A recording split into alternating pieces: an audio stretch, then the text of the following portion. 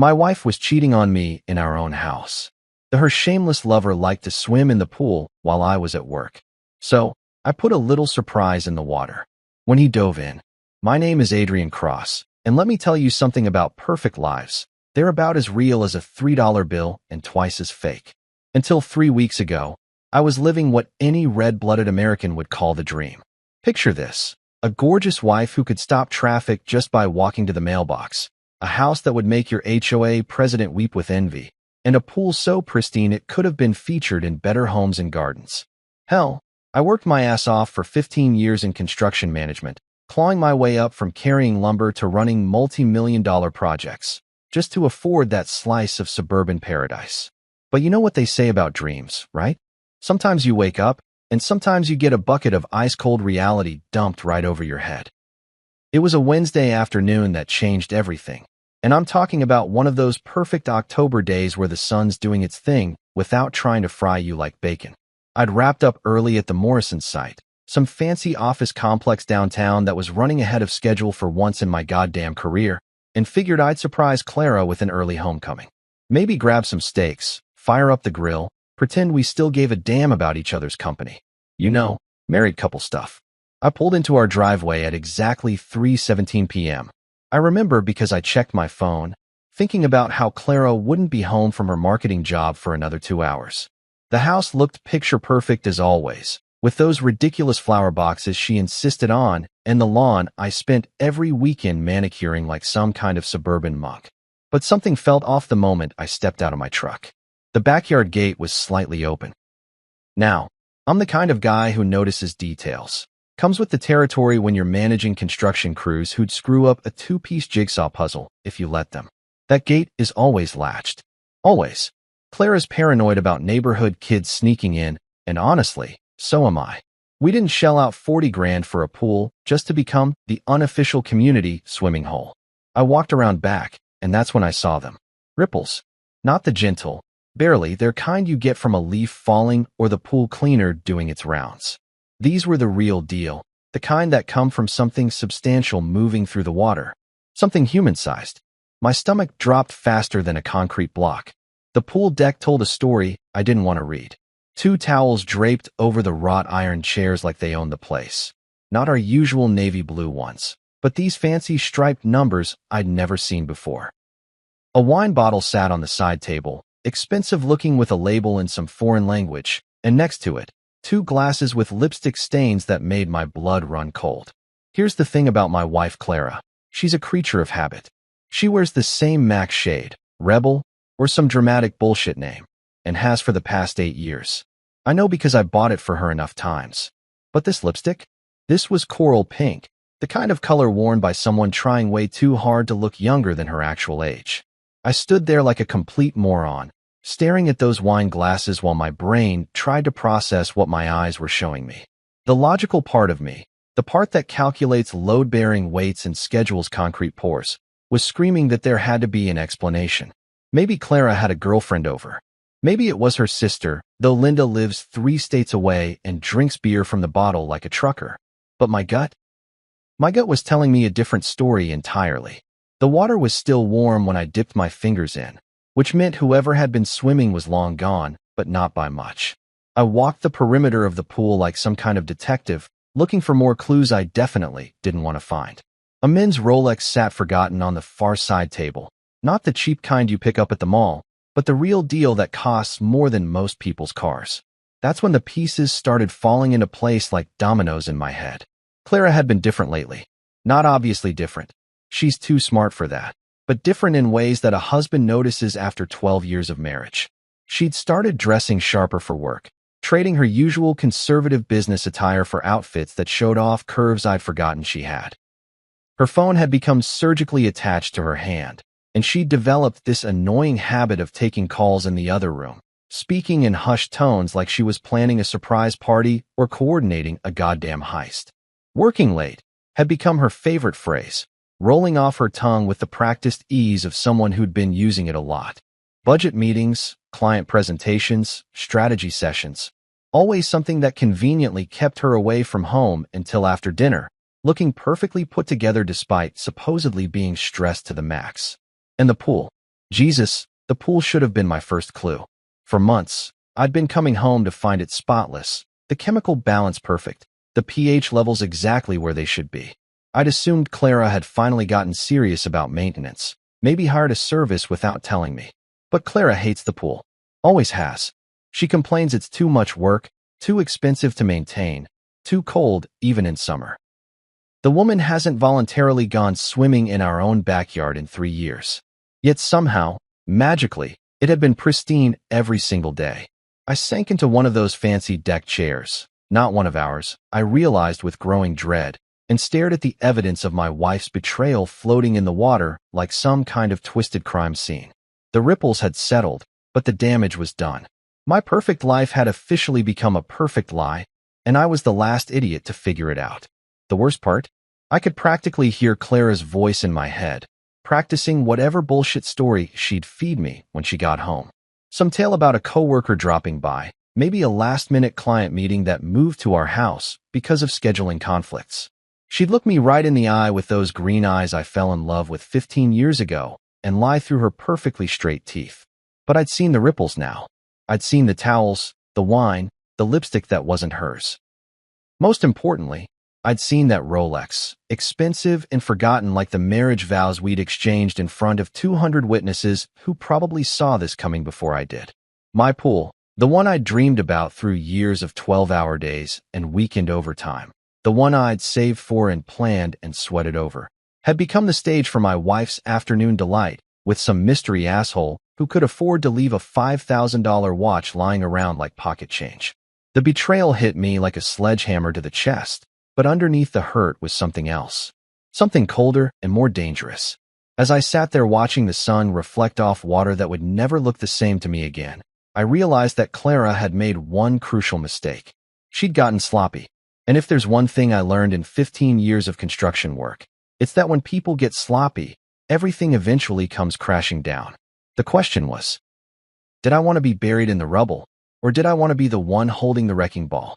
You know what's funny about being a complete and utter dumbass?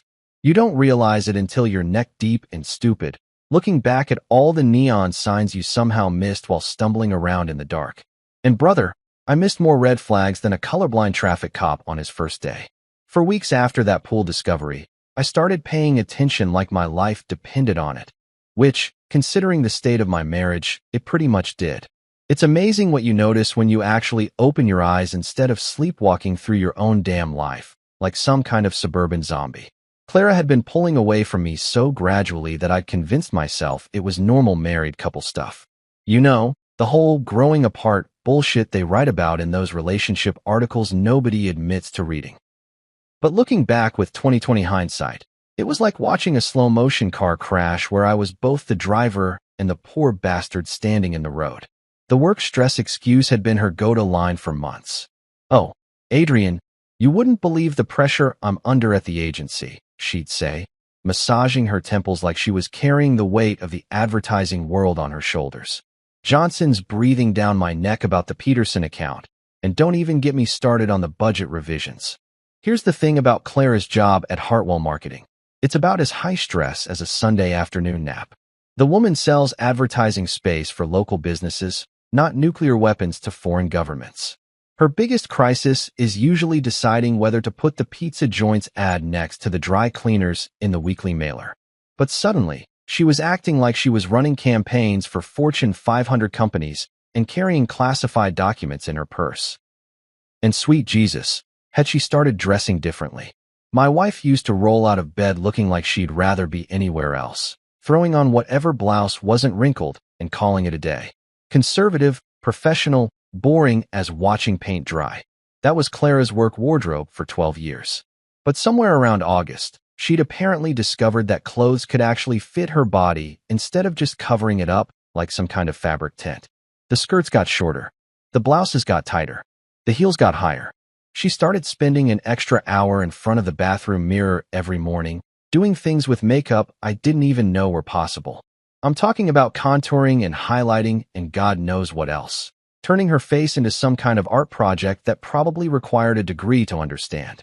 "New look for fall," she'd said when I commented, giving me that smile that used to make my heart skip, but now just made my stomach turn.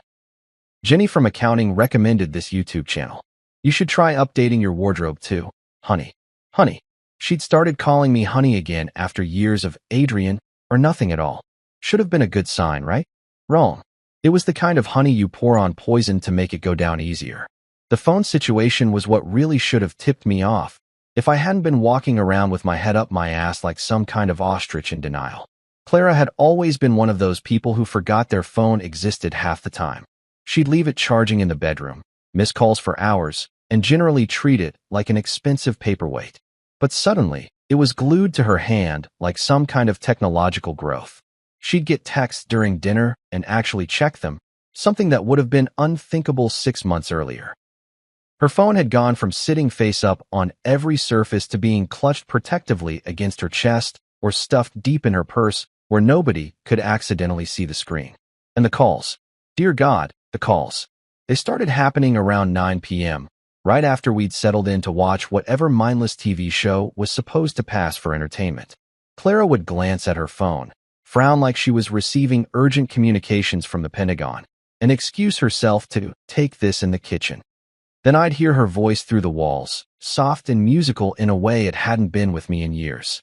I can't talk long, she'd whisper, and I'd strain to hear more while pretending to give a damn about whatever reality show was flickering on the screen.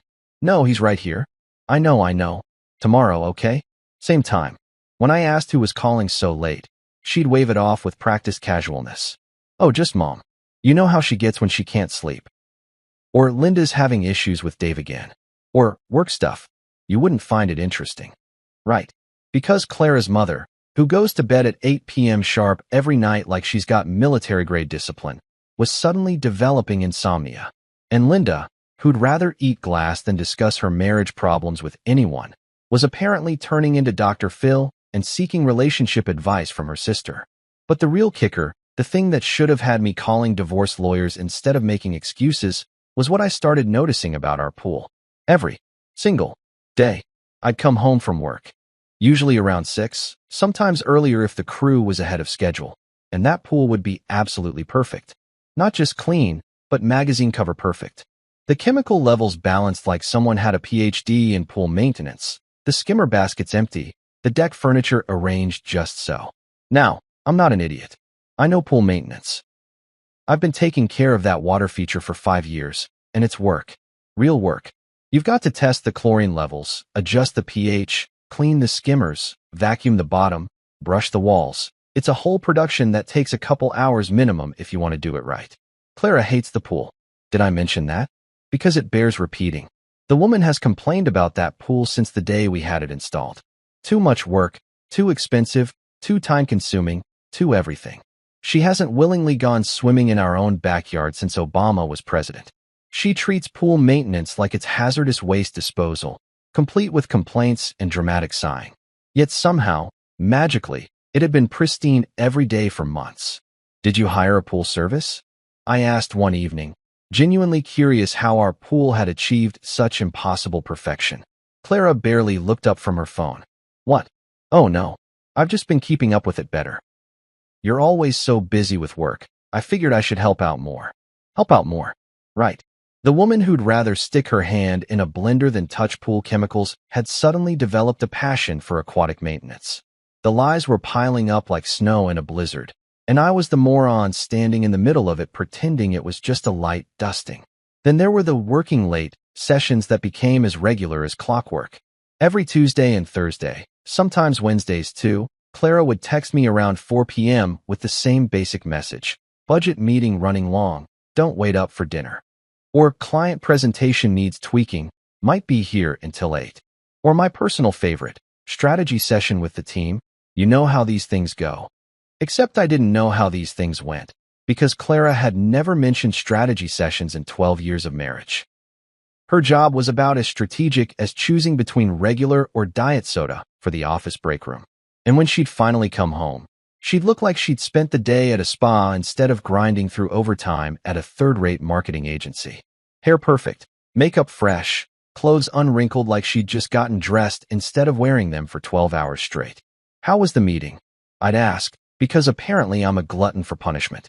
Oh, you know, she'd say, heading straight for the shower like she was washing off evidence. Same old corporate nonsense. Johnson's being Johnson. The Peterson account is being difficult. Blah, blah, blah. Blah, blah, blah. That's how my wife summarized her alleged career crisis. The same crisis that was supposedly consuming her life and keeping her away from home 4 nights a week. But here's what really killed me. The way she stopped looking at me.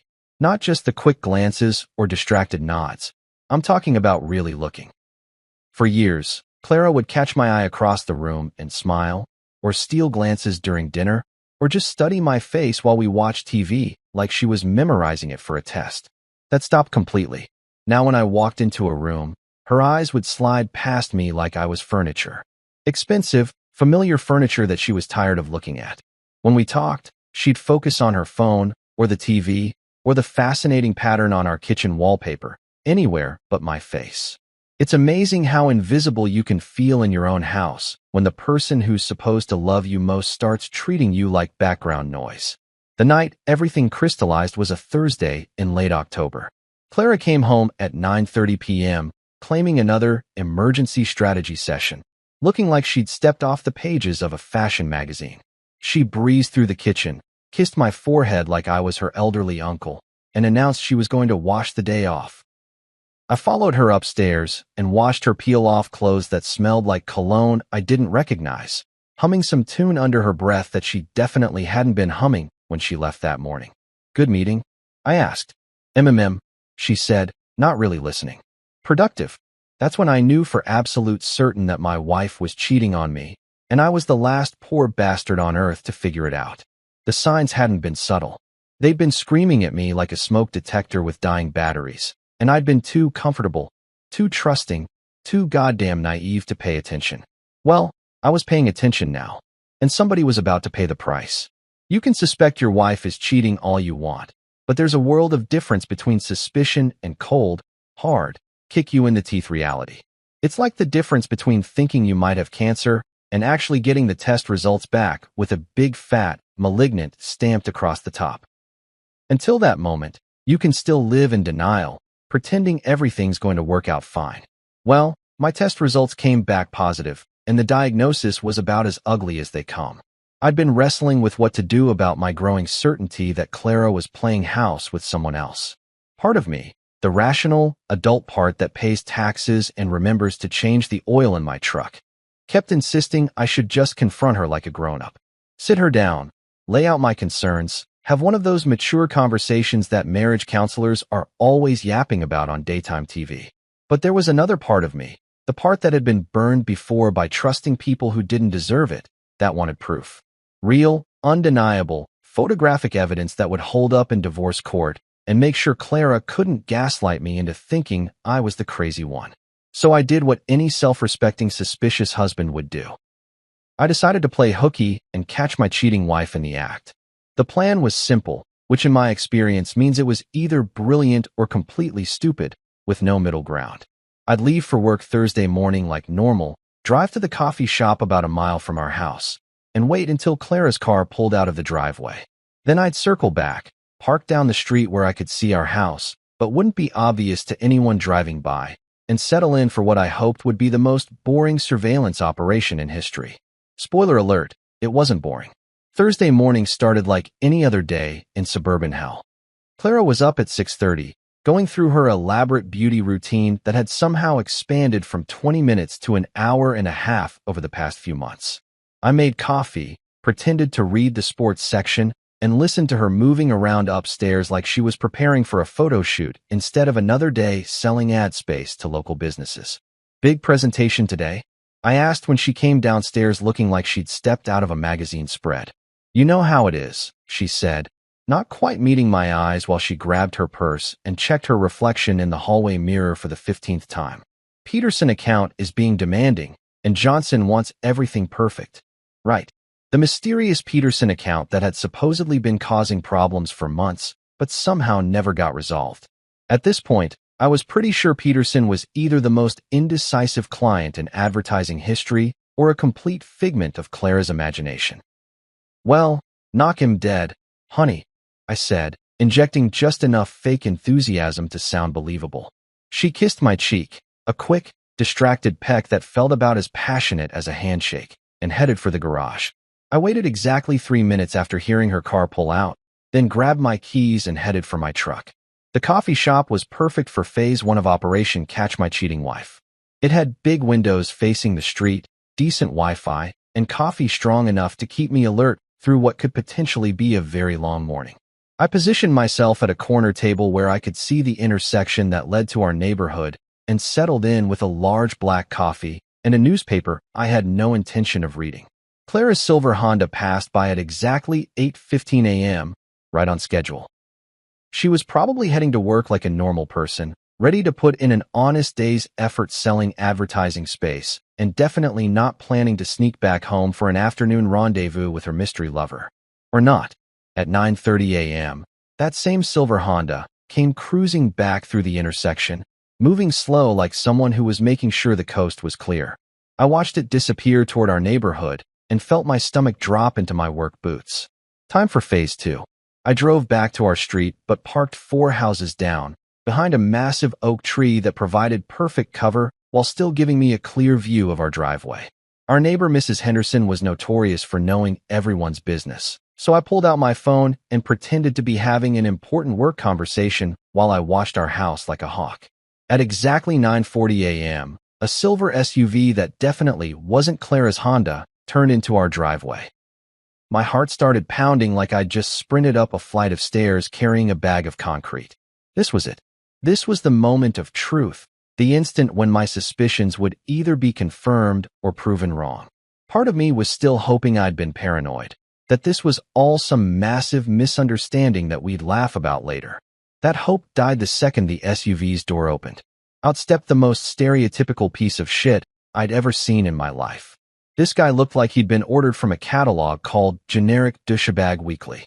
He was probably in his early 30s, with the kind of artificially perfect physique that screams, "I spend more time at the gym than most people spend at work." His shirt was so tight it might as well have been painted on, showing off muscles that had clearly never been used for actual labor, just for looking pretty in bathroom mirror selfies. But here's what really pissed me off. He walked up to our front door like he owned the place. No hesitation, no looking around nervously, no guilt or shame about what he was doing. He punched in the security code, our security code, the one I'd chosen because it was Clara's birthday, like he'd done it 100 times before. The front door opened before he even finished punching in the numbers. Clara appeared, and I watched my wife of 12 years throw her arms around this gym rat asshole like he was a soldier returning from war. They kissed right there in our doorway. Not a quick peck, but a full-on, grab each other's faces. Movie star kiss that made my vision go red around the edges. Then they disappeared inside my house. For about 10 minutes, I sat in my truck feeling like I'd been punched in the gut by a professional heavyweight boxer. This was really happening.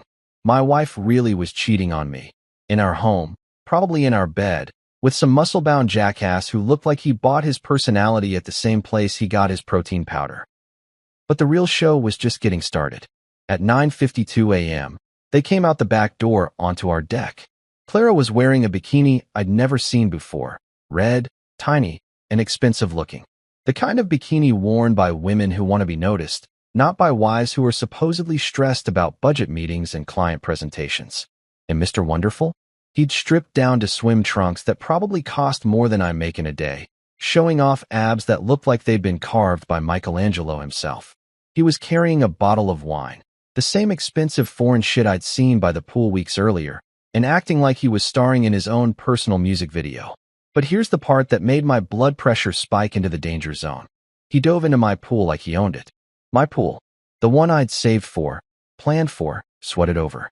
The one I'd spent countless weekends maintaining, countless dollars heating, countless hours enjoying in the few quiet moments I got between work and sleep.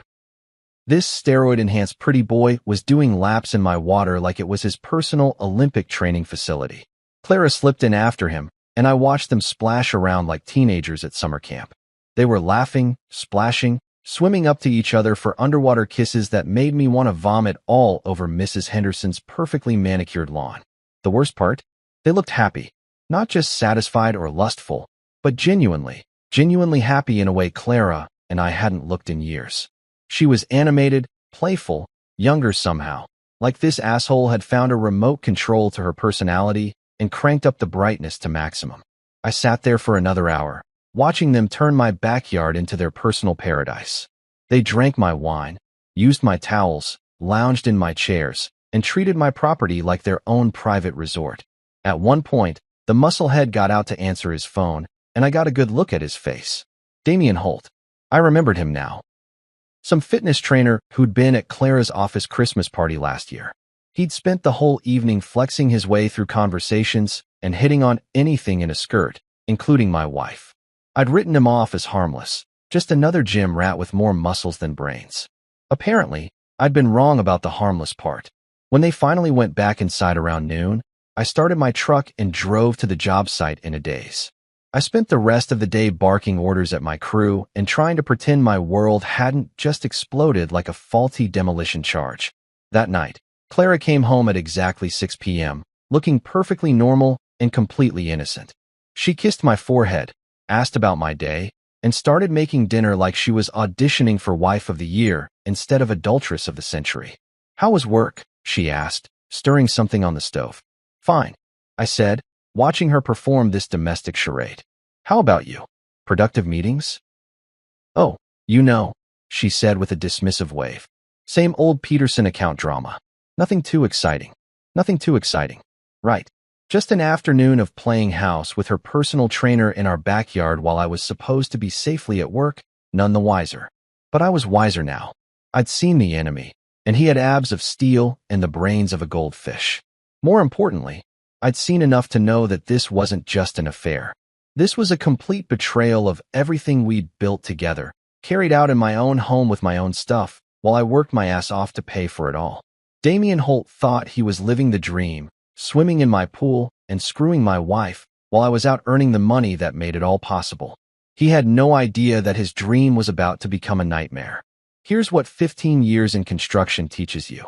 If you want to tear something down properly, you better know exactly where to place the charges. Rush the job, skip the planning, and you'll end up buried under a pile of rubble that used to be your life. But take your time, study the structure, find the weak points, and you can bring down the whole damn building exactly where and when you want it to fall. My marriage was about to be demolished, but I wasn't going in with a sledgehammer and a prayer. I was going to be surgical about this shit. The day after witnessing Damien Holt treating my pool like his personal water park, I called in sick to work for the first time in 3 years. My foreman Danny thought I was dying of something exotic, considering I'd shown up to job sites with everything from broken ribs to food poisoning without missing a beat. But this was different. This was war preparation, and wars aren't won by guys who show up unprepared. I spent the morning at Best Buy, which is apparently where middle-aged men go when their lives fall apart and they need spy equipment. The kid working the security camera section looked like he was barely old enough to drive, but he knew his stuff about surveillance gear better than some FBI agents I'd seen on TV. "So you're looking for home security?" he asked, probably wondering why I looked like I wanted to murder someone. "Something like that," I said. "I need cameras that are small, wireless, and can record everything without anyone knowing they're there." His eyes lit up like Christmas morning. "Oh man, we've got some sweet new stuff that just came in. Check this out. These little guys are about the size of a thumb drive, but they'll record in 4K with audio for up to 12 hours on a single charge." Perfect. I bought 6 of them, plus a wireless router booster to make sure the signal would reach every corner of my property, and a 2 terabytes external hard drive to store whatever evidence I was about to collect. The total came to just over $800, which was more than I'd spent on anything fun in months. But then again, this wasn't fun. This was justice. Back home, I spent the afternoon strategically placing my new toys around the house like some kind of demented Easter bunny. One went in the living room, hidden behind a picture frame where it could capture the front door and the stairs. Another went in the kitchen, tucked behind the coffee maker where it had a perfect view of the back door. The master bedroom got one mounted inside what looked like a regular digital clock on Clara's nightstand. But the real masterpieces went outside. I positioned 2 cameras with perfect views of the pool area, one disguised as a sprinkler head and another tucked into the outdoor speaker system I'd installed last summer. The final camera went in the garage, where it could capture license plates and faces of anyone coming or going. By the time I was finished, My house was wired tighter than Fort Knox, and nobody would ever know it unless they were specifically looking for surveillance equipment. Every angle covered, every entrance monitored, every possible piece of evidence recorded in high-definition glory. But hardware was only half the battle. For the really damaging stuff, the kind that would hold up in divorce court and make sure Clara didn't walk away with half of everything I'd worked for, I needed professional help. Marcus Lane owed me a favor, and it was time to collect. Marcus and I went way back to our college days at State, where he'd majored in criminal justice while I was learning the finer points of structural engineering. After graduation, he'd done a stint with the police department before going private, specializing in cheating spouse cases and corporate investigations. He was good at his job, discreet as hell, and most importantly, he understood that sometimes the law and justice weren't quite the same thing. I called him that evening while Clara was supposedly working late again. "Adrian fucking Cross," he said when he picked up. "Jesus, it's been what, 2 years? Please tell me you're not calling because you need bail money." "Worse," I said. "I need a private investigator, and I need one who doesn't ask too many questions about methodology." There was a pause. "Cheating wife. Bingo. Shit, man. I'm sorry. You want to meet somewhere and talk about it?"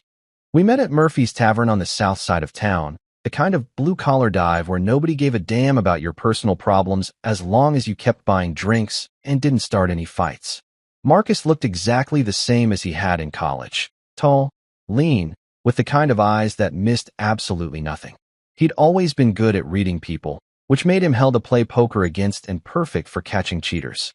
I laid out the whole story over a couple of beers, from the pool ripples to the mysterious Damien Holt and his twice-weekly swimming sessions.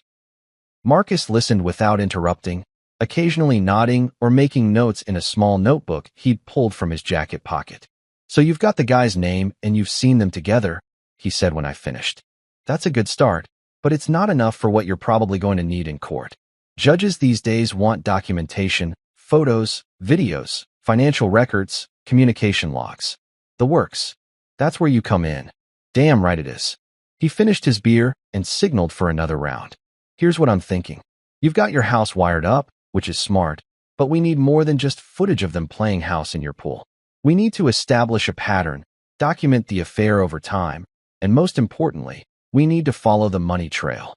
Money trail. Think about it, Adrian. This guy's not just using your pool for exercise. I'm betting your wife's been spending marital assets on him. Dinners, gifts, maybe even trips. Hotels cost money. Fancy restaurants cost money. And if she's trying to impress this personal trainer asshole, she's probably spending your money to do it.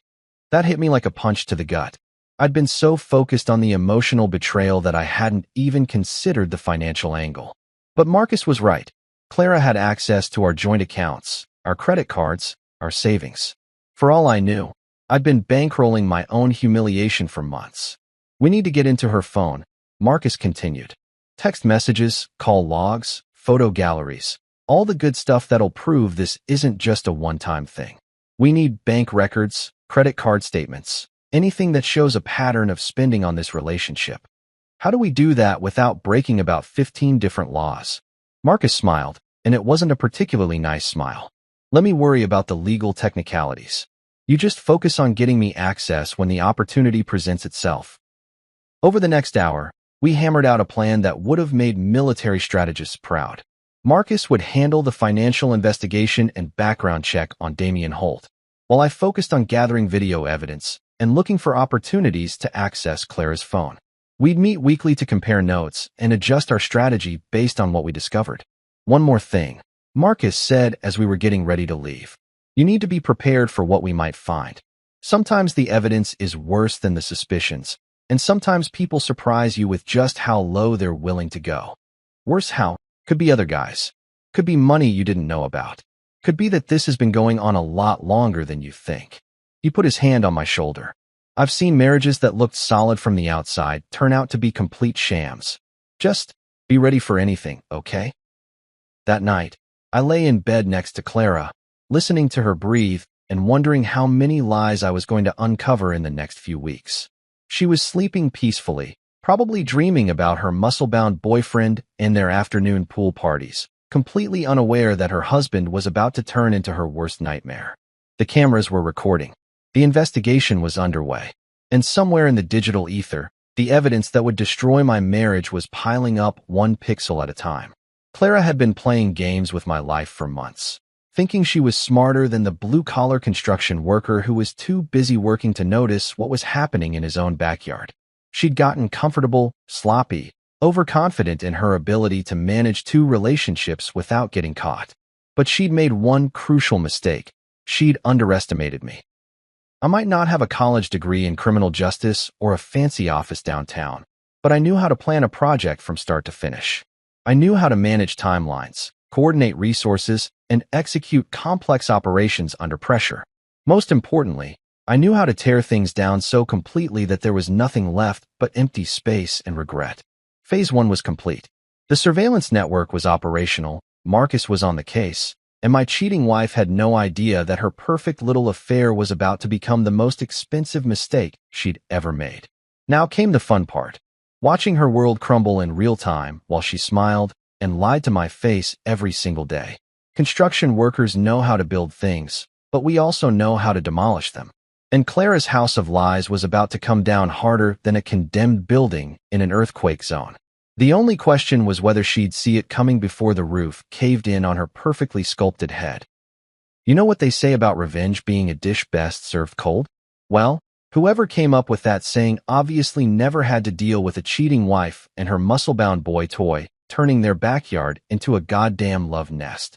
Sometimes revenge needs to be served hot, slimy, and with enough amphibian backup to make a grown man question his life choices. 2 weeks into my surveillance operation, I had enough evidence to bury Clara and Damien in any divorce court in the country. Marcus had been earning his fee like a champ, documenting their Tuesday and Thursday afternoon pool parties with military precision.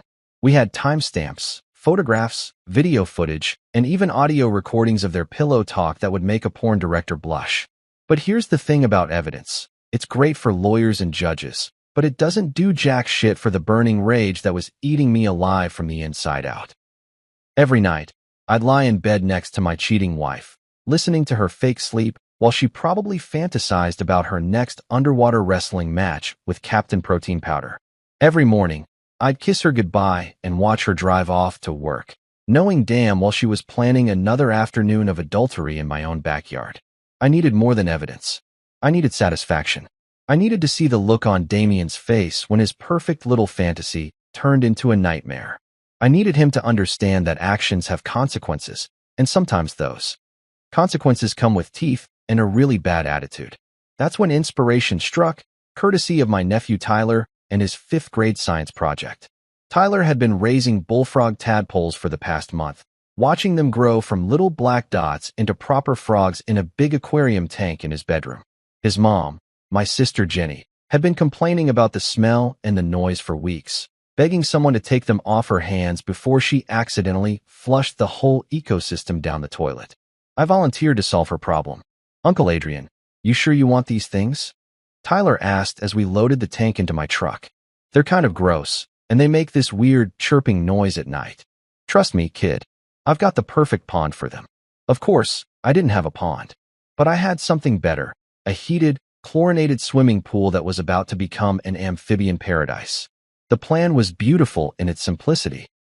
I'd wait for Clara to leave for work on Thursday morning, then set up my living surprise before Damien arrived for his regularly scheduled pool humping session. The cameras would capture everything, and I'd finally get to see what that pretty boy looked like when his perfect world got a little less perfect. I drove to 3 different pet stores to supplement Tyler's collection, telling each clerk that I was setting up a large outdoor pond and needed enough frogs to establish a healthy ecosystem.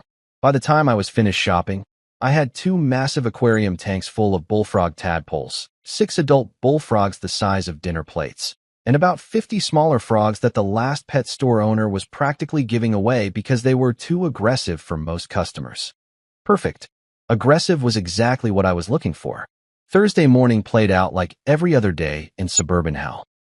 Clara went through her elaborate beauty routine, claimed she had another challenging day ahead with the Peterson account, and drove off to work looking like she was headed to a photo shoot instead of a marketing office. I gave her the usual 10-minute head start, then loaded my amphibian army into the truck and headed home. Setting up the surprise took longer than I'd expected. The adult bullfrogs were about as cooperative as construction workers on a Monday morning, and the tadpoles seemed determined to escape every container I put them in. But eventually, I had the whole crew relocated to my pool, swimming around like they'd just discovered frog heaven. The big bullfrogs immediately claimed the shallow end as their territory, while the smaller ones spread out across the deep end like tiny green submarines.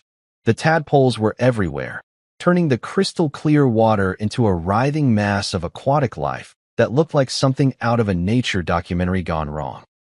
I pulled the pool cover halfway across, leaving just enough open water to make it look normal from a distance, then settled into my truck down the street to wait for the show. Damien's silver SUV pulled into my driveway at exactly 9:40 a.m., right on schedule. I watched him strut up to the front door like he was walking a red carpet, punch in the security code with the confidence of a man who thought he had the world by the balls, and disappear inside. 15 minutes later, they emerged onto the deck, and I had to admit they made a pretty picture. Clara in another bikini I'd never seen before. This one was black and probably cost more than my monthly truck payment, and Damien in swim trunks that looked like they'd been painted on his artificially perfect body. He was carrying the usual bottle of expensive wine, gesturing dramatically while he talked, probably telling Clara some bullshit story about his latest conquest at the gym or his plans to become a fitness influencer.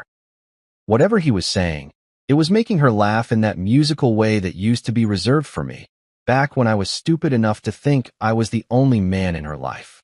They set up their usual poolside paradise, spreading towels on the chairs and arranging their wine glasses just so.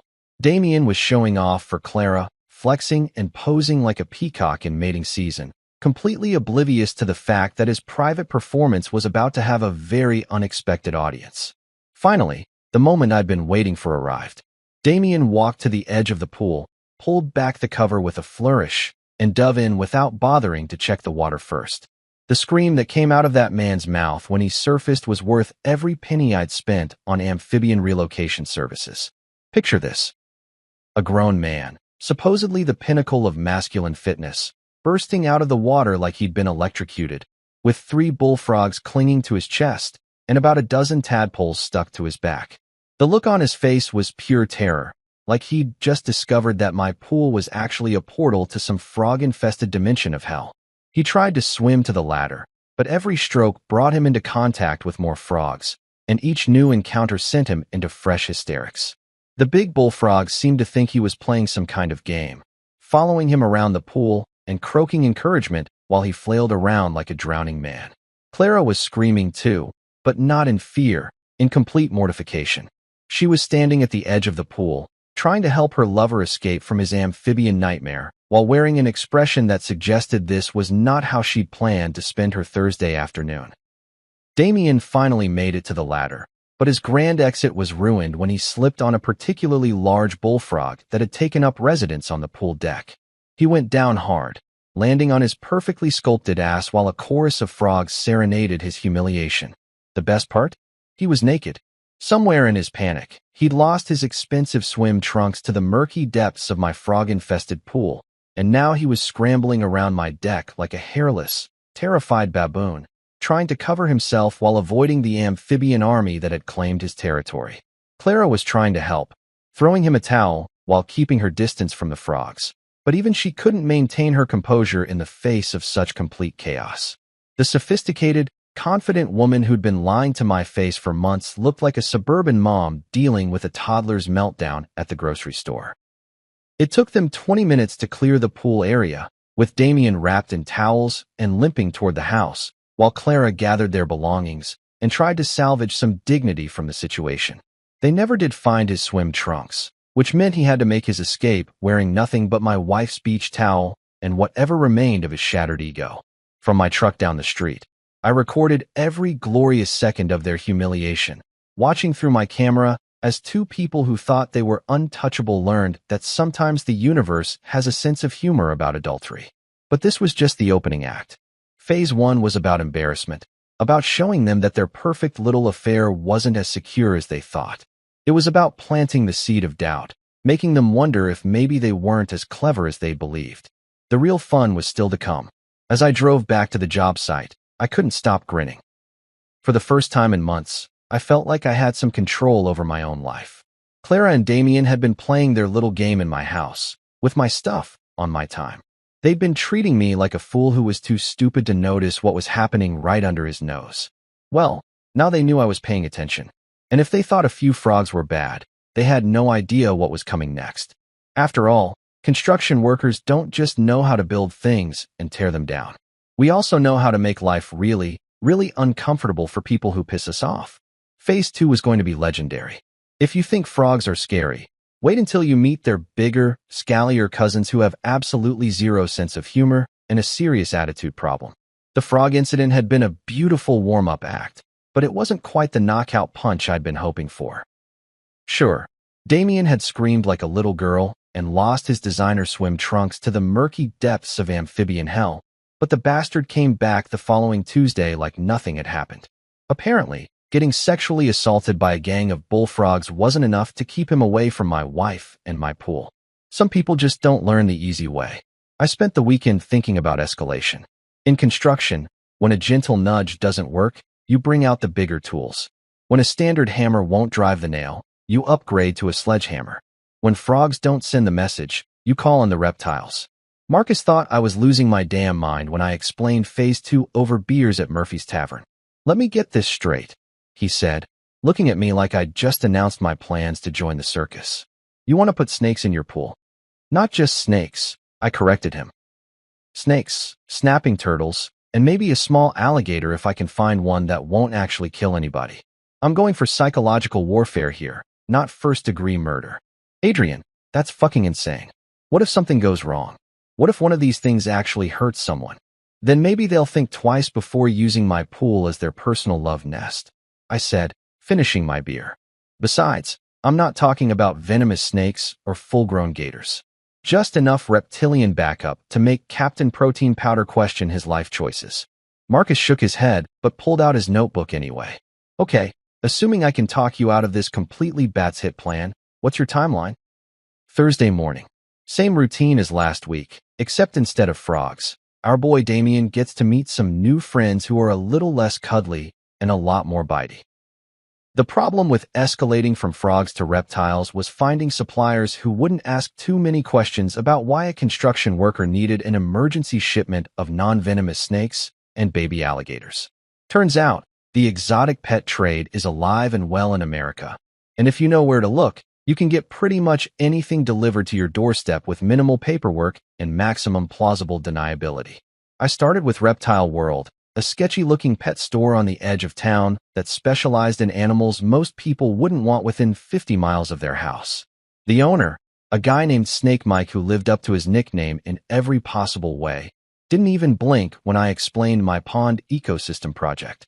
You want variety or specific species? He asked, walking me through a warehouse that looked like something out of a nature documentary nightmare. Variety, I said, but nothing that's actually going to kill anybody. I need scary, not deadly. Got just the thing, Snake Mike said, stopping in front of a large tank filled with what looked like miniature dinosaurs. Snapping turtles. Mean as hell, scary as fuck, but they won't actually hurt anybody unless they're really trying. And these babies here, he gestured to another tank, are corn snakes. Completely harmless, but they look dangerous enough to give most people nightmares. Perfect. I bought 3 snapping turtles that looked like they'd been lifted straight from a prehistoric swamp and half a dozen corn snakes that were beautiful, terrifying, and completely non-venomous. For the grand finale, Snake Mike introduced me to his pride and joy, a 2-foot baby caiman that he swore was gentle as a kitten, but scary enough to make grown men wet themselves. You sure this thing won't actually eat anybody? I asked, watching the little prehistoric monster floating in its tank like a miniature submarine. Nah, he's just a baby. Worst he'll do is give someone a good nip if they try to pet him. But the psychological impact? Chef's kiss, my friend. Chef's kiss. I loaded my reptilian army into the truck Wednesday night, after Clara had gone to bed claiming another stress headache from the Peterson account. The snakes went into secure containers in the back, the snapping turtles got their own portable habitat, and the baby caiman rode shotgun in a small aquarium that barely contained his attitude. The plan was more complex this time. I couldn't just dump everything in the pool and hope for the best. That would be animal cruelty. And despite everything Clara and Damien had put me through, I wasn't about to take it out on innocent reptiles who were just trying to make a living in the exotic pet business. Instead, I set up what Marcus called strategic placement zones around the pool area. The snapping turtles would patrol the shallow end. The snakes would be positioned near the ladder and diving board, and the baby caiman would have the honor of floating in the deep end like a miniature lake monster. Thursday morning played out like clockwork. Clara went through her beauty routine, made her usual noises about work stress and difficult clients, and drove off to her job, looking like she was headed to a photo shoot for Adulteress Monthly. I gave her the standard 10-minute head start, then loaded my reptilian crew and headed home. Setting up Phase 2 took almost an hour. The snapping turtles were surprisingly cooperative, probably because they were too busy being pissed off at the world to care where they ended up. The corn snakes were more challenging. They kept trying to escape their designated positions, apparently unaware that they were supposed to be supporting characters in my revenge drama. But the baby caiman was the real star of the show. I released him into the deep end and watched him sink to the bottom like a tiny submarine, completely invisible from the surface but ready to make a dramatic appearance when someone least expected it. By 9:30 a.m., everything was in position. I pulled the pool cover back just enough to make everything look normal from a distance, set up my camera equipment, and settled into my truck to wait for the main event. Damien's SUV arrived right on schedule, and I watched him strut up to the front door with the same cocky confidence that was about to get a serious reality check. He disappeared inside for his usual pre-swim ritual with my wife, probably telling her how the frog incident had been a weird fluke and definitely wouldn't happen again. Famous last words. They emerged onto the deck 20 minutes later, Clara in yet another bikini I'd never seen before and Damien looking like he'd stepped out of a fitness magazine.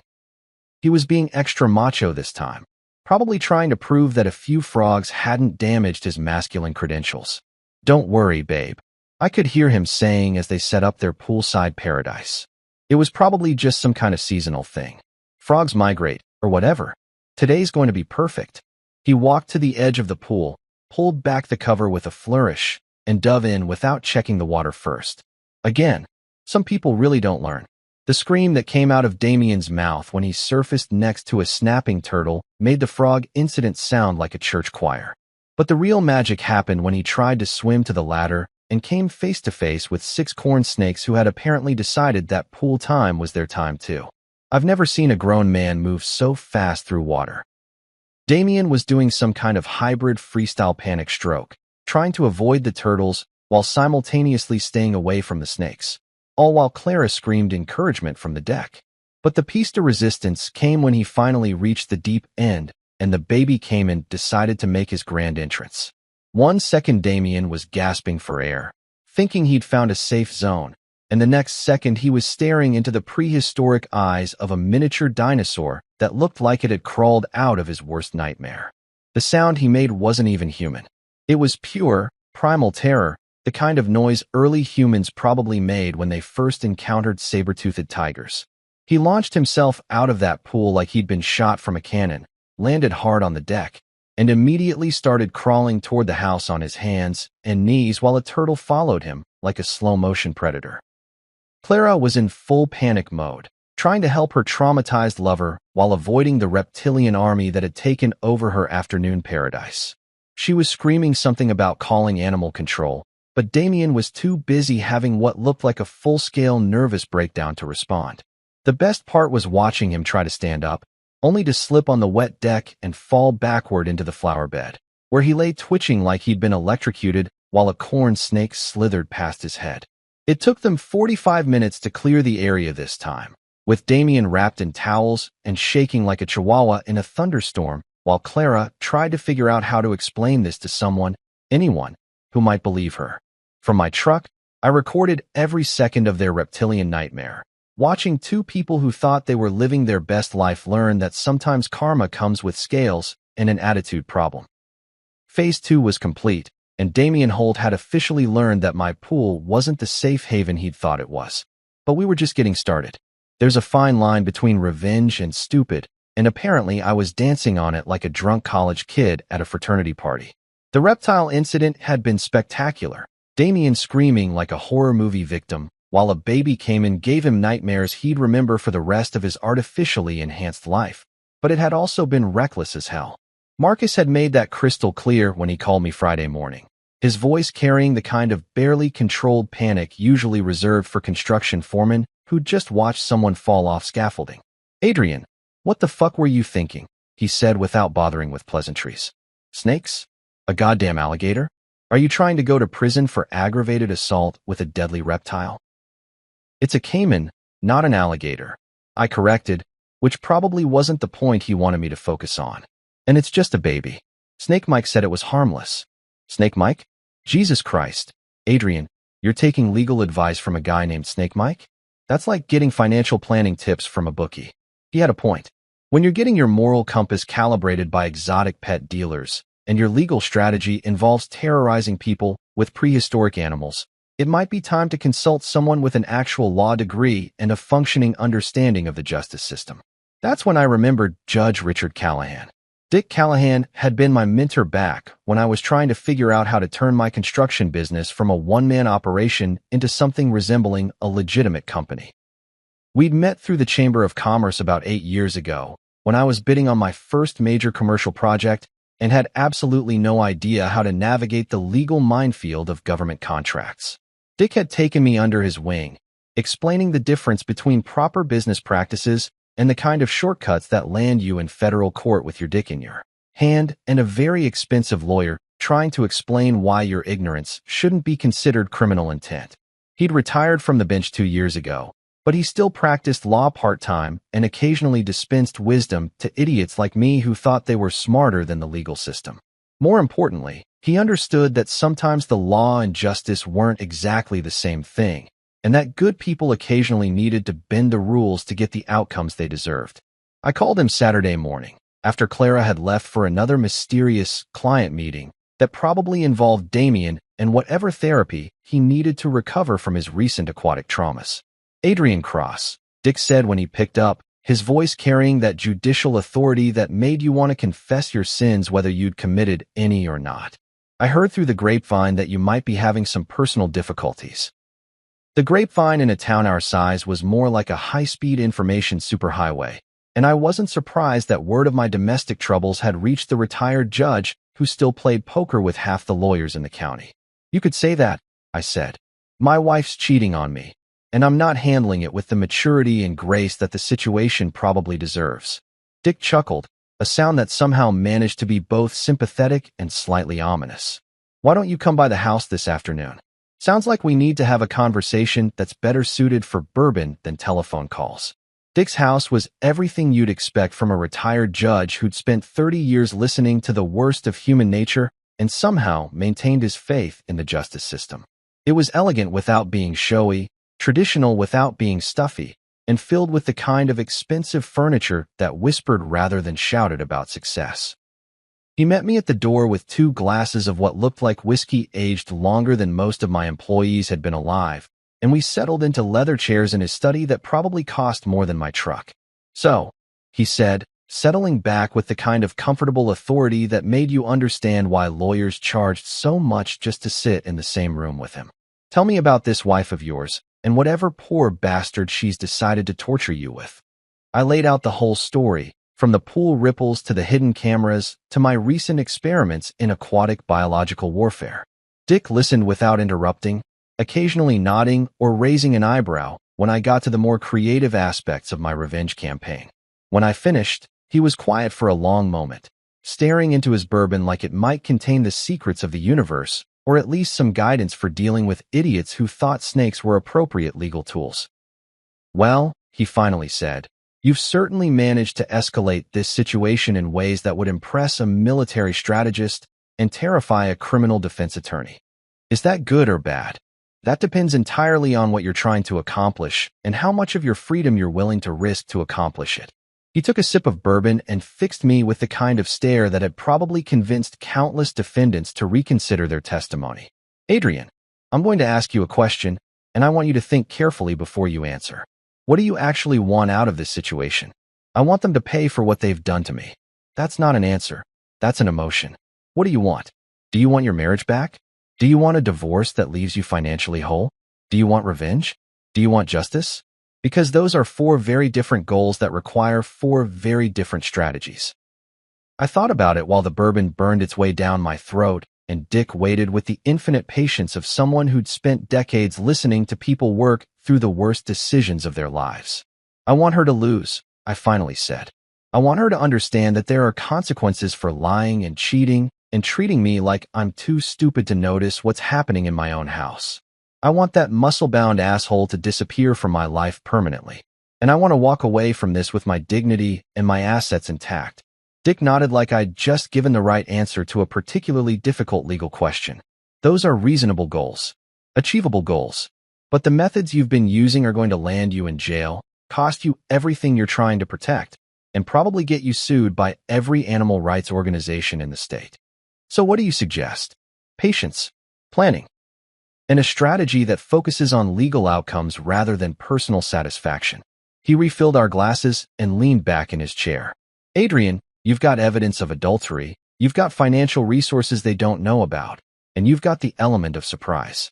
That's a strong hand if you play it right. But you're playing it like a drunk gambler who thinks he can beat the house by betting everything on red. You need to think like a contractor again. What's your foundation? What are your load-bearing walls? What's your timeline? And most importantly, what's your exit strategy?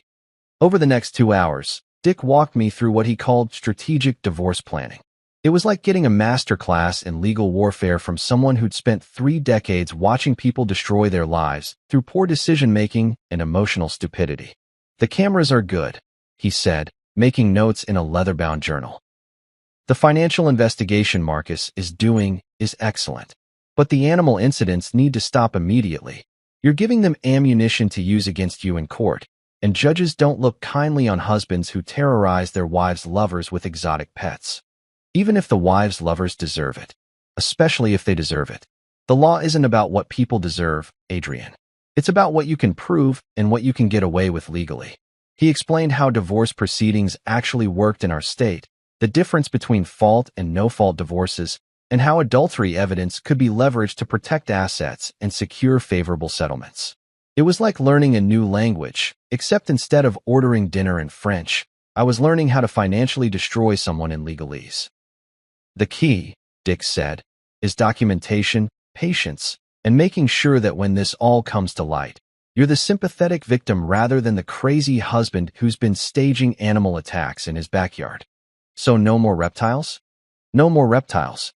No more frogs. No more anything that could be construed as threatening, dangerous, or criminally stupid. He fixed me with that judicial stare again. But that doesn't mean you can't be creative within legal boundaries. What do you mean? Dick smiled, and it was the kind of smile that probably made opposing lawyers very nervous. I mean, there are ways to make people's lives uncomfortable without breaking any laws. Ways to apply pressure without leaving fingerprints. Ways to ensure that your wife's boyfriend finds other places to spend his time without involving any animals that might testify against you in court. Care to elaborate? Let's just say that sometimes the most effective revenge is simply allowing people to face the natural consequences of their own actions. And sometimes, he paused to take another sip of bourbon, those natural consequences need a little help to manifest themselves properly. I left Dick's house that afternoon with a new understanding of the legal landscape and a strategy that didn't involve potentially lethal wildlife. It was more subtle than my previous approaches, more patient, and infinitely more likely to achieve the outcomes I actually wanted. But most importantly, I left with the blessing of someone who understood both the law and the human need for justice, even when those two things didn't perfectly align. Clara and Damien thought they were playing a game with no consequences, operating in a world where their actions didn't matter as long as they didn't get caught. They were about to learn that getting caught was just the beginning. Sometimes the best revenge isn't elaborate schemes with exotic animals or carefully orchestrated psychological warfare. Sometimes it's just showing up at exactly the right moment and letting someone know that their perfect little secret isn't so secret anymore. Dick Callahan had been right about strategy and patience, but he'd also mentioned something about allowing people to face the natural consequences of their actions. Well, it was time for Damien Holt to face some consequences, and I was going to be there to document every beautiful second of it. 2 weeks had passed since my last reptilian adventure, and Clara had started to relax again. The mysterious pool incidents had stopped. Life had returned to what she probably thought was normal, and her Tuesday and Thursday afternoon sessions with Captain Protein Powder had resumed with their usual clockwork precision. What she didn't know was that I'd been using those 2 weeks to perfect my surveillance setup and plan what Marcus had started calling the direct approach. No more animals, no more elaborate schemes, just good old-fashioned confrontation at exactly the right moment to cause maximum psychological damage. Thursday morning played out like every other day in our suburban soap opera. Clara went through her beauty routine with military precision, made the usual noises about work stress and demanding clients, and drove off to her job, looking like she was headed to a magazine photo shoot rather than a marketing office that sold advertising space to pizza joints and dry cleaners. I followed my usual routine too, leaving 10 minutes after her and parking down the street where I could monitor our house without being obvious. But this time, instead of just recording evidence from a distance, I had a different plan in mind. At 9:30 a.m., I watched Damien's silver SUV pull into my driveway like he owned the place. The arrogant bastard didn't even bother to look around anymore. 2 weeks without amphibian attacks had apparently convinced him that the coast was permanently clear and his afternoon paradise was safe from interference. I gave them 20 minutes to get settled into their routine before I made my move. 20 minutes for them to strip down, set up their poolside love nest, and start feeling comfortable in their stolen sanctuary. 20 minutes for them to forget that actions have consequences and that husbands sometimes come home early. Then I drove my truck right into my own driveway and parked it where Damien couldn't miss it. The plan was simple but effective. I'd set up the pool the night before with a fresh batch of Tyler's bullfrog tadpoles. Not enough to cause real problems, but enough to create that slimy, unsettling feeling that had worked so well during Phase 1. Then I'd positioned myself in the shadows by the tool shed, where I could watch everything unfold while remaining invisible until exactly the right moment. From my hiding spot, I could see them clearly. Clara was lounging in yet another bikini I'd never seen before. This one was white and probably cost more than most people's monthly car payments, while Damien showed off his artificially perfect physique like a peacock in mating season. They were drinking wine from the good glasses, the ones we'd gotten as wedding gifts and were supposed to save for special occasions. Apparently, adultery qualified as a special occasion in Clara's book. Damien was in full performance mode, flexing and posing while he regaled my wife with what were probably fabricated stories about his latest conquests at the gym or his plans to become a fitness influencer. Whatever bullshit he was selling, Clara was buying it with the enthusiasm of someone who'd forgotten she was married to a man who worked his ass off to pay for the house they were using as their personal love hotel. You know what I love about this place? I heard Damien say as he gestured toward the pool. It's like our own private resort. No crowds, no noise, just us in paradise. Our own private resort. Right. Built with my money, maintained with my labor, and enjoyed by my wife's boyfriend while I busted my ass at construction sites to keep the mortgage payments current. That's when I decided it was time to make my entrance. I stepped out of the shadows just as Damien was preparing to dive into the water, and the look on his face when he saw me was worth every reptile-induced nightmare I'd put him through over the past month. "Enjoying my pool, Damien?" I said, my voice carrying across the deck with the kind of calm authority that comes from finally holding all the cards. He froze at the edge of the water, suddenly looking like a deer caught in headlights. Clara gasped and nearly dropped her wine glass, her face going pale as she realized that her perfect little secret had just been blown wide open by the husband she'd been treating like a fool. "Adrian," she started, but I held up a hand to stop her. "I'm not talking to you right now, honey," I said, never taking my eyes off Damien. "I'm talking to your boyfriend here, who seems to think my pool is his personal playground." Damien was standing there in his expensive swim trunks, his artificially tanned body gleaming with sunscreen and arrogance, trying to figure out how to handle a situation that definitely wasn't covered in whatever pickup artist manual he'd been following. "Look, man," he said, attempting to sound casual while his voice cracked like a teenager asking someone to prom. "This isn't what it looks like. Really." I stepped closer, pulling out my phone and opening the camera app. "Because it looks like you're about to go swimming in my pool, with my wife." using my towels and drinking my wine. But hey, maybe I'm misunderstanding the situation. The color drained from his face as he realized I was recording this conversation.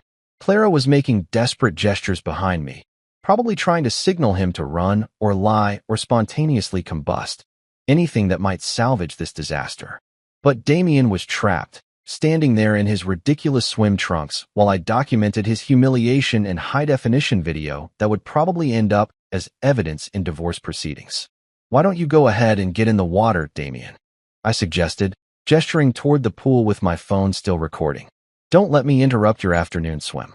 I'm sure the water's just perfect for your needs." He looked down at the pool, probably remembering his previous encounters with my aquatic surprises, and I could see the internal debate playing out on his artificially perfect face. Did he risk another amphibian nightmare, or did he admit defeat and make a run for it? "Come on," I continued, enjoying every second of his discomfort. "Clara's been telling me how much you love swimming. Something about it being your private resort? I'd hate for you to miss out on your exercise routine just because the homeowners showed up." That's when he spotted them, dozens of small, dark shapes moving through the water like tiny submarines. The tadpoles were back, and Damien's face went from pale to green as he realized that his pool paradise had once again been invaded by creatures that didn't give a damn about his fitness model aspirations. "You're fucking crazy," he said, backing away from the water like it was filled with acid. "Maybe," I admitted, still recording his retreat. "But I'm crazy with a mortgage and property taxes, which means this is my pool, my house, and my wife you've been entertaining. How's that working out for you so far?" Clara finally found her voice. "Adrian, please, we can talk about this." "Oh, we're definitely going to talk," I said, finally turning to look at her. "But right now, I'm having a conversation with your boyfriend about his swimming habits." Damien was edging toward his clothes, which were neatly folded on one of my chairs next to his expensive watch and whatever other accessories he thought made him look successful. He was trying to retreat with some dignity intact, but it's hard to look dignified when you're half naked and being filmed while your lover's husband makes small talk about property rights. "Here's the thing, Damien," I said, following him with the camera as he grabbed his stuff. "I've been watching you two for weeks. I've got photos, videos, timestamps, license plate numbers, the whole package. So when you leave here today, and you're definitely leaving here today, I want you to think about whether this little affair is worth what it's going to cost you." "Are you threatening me?" he asked, trying to sound tough while clutching his designer shirt like a security blanket. "I'm stating facts. Fact 1, you've been trespassing on my property. Fact 2, you've been using my facilities without permission. Fact 3, I've got enough evidence to make your life very complicated if you don't disappear permanently." He was dressed now, but his hands were shaking as he fumbled with his keys. The confident gym rat who'd been strutting around my deck like he owned it was gone, replaced by a nervous man who was starting to understand that his actions might have consequences beyond getting laid twice a week. "Stay away from my wife," I said as he headed for the gate. "Stay away from my house. Stay away from my life. Because if I see you here again, the next conversation we have won't be nearly as friendly." He was practically running by the time he reached his SUV, and I followed him all the way to the street, still recording as he peeled out of my driveway like his ass was on fire. When I turned back toward the house, Clara was standing on the deck in her white bikini, tears streaming down her face and her perfect afternoon in ruins around her feet. "Now," I said, putting my phone away and walking back toward my cheating wife, "let's talk about what happens next." The confrontation was over, but the real conversation was just beginning. Damien Holt had gotten the message loud and clear. My pool was off limits, my wife was off limits, and his days of playing house in my backyard were officially over. But Clara? Clara still thought she could explain this away, apologize her way out of it, or somehow convince me that what I'd just witnessed wasn't exactly what it looked like. She was about to learn that some things can't be fixed with tears and excuses. You know what's funny about catching your wife in the act of adultery? She still thinks she can talk her way out of it. Even with the evidence scattered around your backyard like confetti from Hell's Own Parade, even with her boyfriend's tire tracks still warm in your driveway, she'll look you right in the eye and try to convince you that what you saw wasn't really what happened. Clara had spent the afternoon crying, pleading, and attempting damage control that would have impressed a political spin doctor. But I wasn't interested in her explanations, her excuses, or her tears. I had bigger plans for the evening, plans that involved the dining room table, several manila folders, and the complete destruction of her comfortable little world. After sending Damien running like a scalded dog, I told Clara we'd discuss everything when I got home from work. As if I was actually going back to the job site instead of spending the rest of the day at Marcus's office, putting the finishing touches on what Judge Callahan had taught me to call the endgame. Marcus had been busy during my weeks of animal-based revenge fantasies. While I was playing amateur zookeeper, he'd been doing the real work, following money trails, documenting patterns, and building a case that would hold up in divorce court like a concrete foundation. "Holy shit, Adrian," he said, spreading papers across his desk like a detective in a crime drama. "Your wife's been busy. And I'm not just talking about the pool parties." The financial evidence was damning. Clara had been using our joint credit cards to fund her affair for months, treating Damien to dinners at restaurants I couldn't afford, buying him clothes from stores I'd never heard of, and even paying for a weekend getaway to a resort that cost more than I made in a month. "Look at this," Marcus said, pointing to a credit card statement. "Romantic dinner at Le Bernardin. $300. New workout clothes from Lululemon. $400. Weekend at the Greenbrier Resort. $2,000. And here's the kicker. She told the credit card company you were aware of all these charges." That last part hit me like a punch to the gut. Not only had Clara been cheating on me with my money, she'd been actively lying to financial institutions about my involvement in funding her affair. In legal terms, that was fraud. In human terms, that was just plain evil. "It gets better," Marcus continued, pulling out another folder. "Remember that Peterson account she's always complaining about? The one that causes all her work stress and keeps her at the office late? Don't tell me. There is no Peterson account."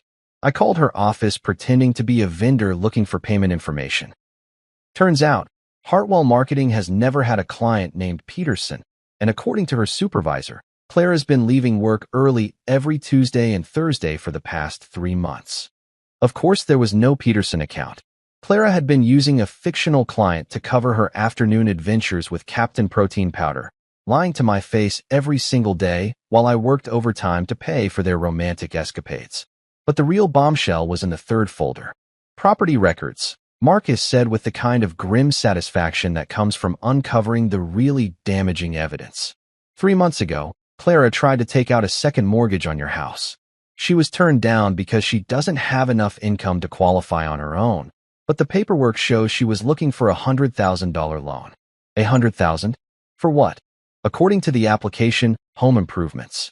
But look at this. The contractor she listed for the work? Holt Fitness Solutions, LLC. Damien's personal training business. The pieces clicked into place like a construction project from hell. Clara hadn't just been having an affair. She'd been planning to financially destroy our marriage to fund her new life with her boyfriend. If that loan had gone through, I would have been on the hook for $100,000 that went straight into Damien's bank account while I was working my ass off to pay the original mortgage. "There's more," Marcus said, pulling out the final folder.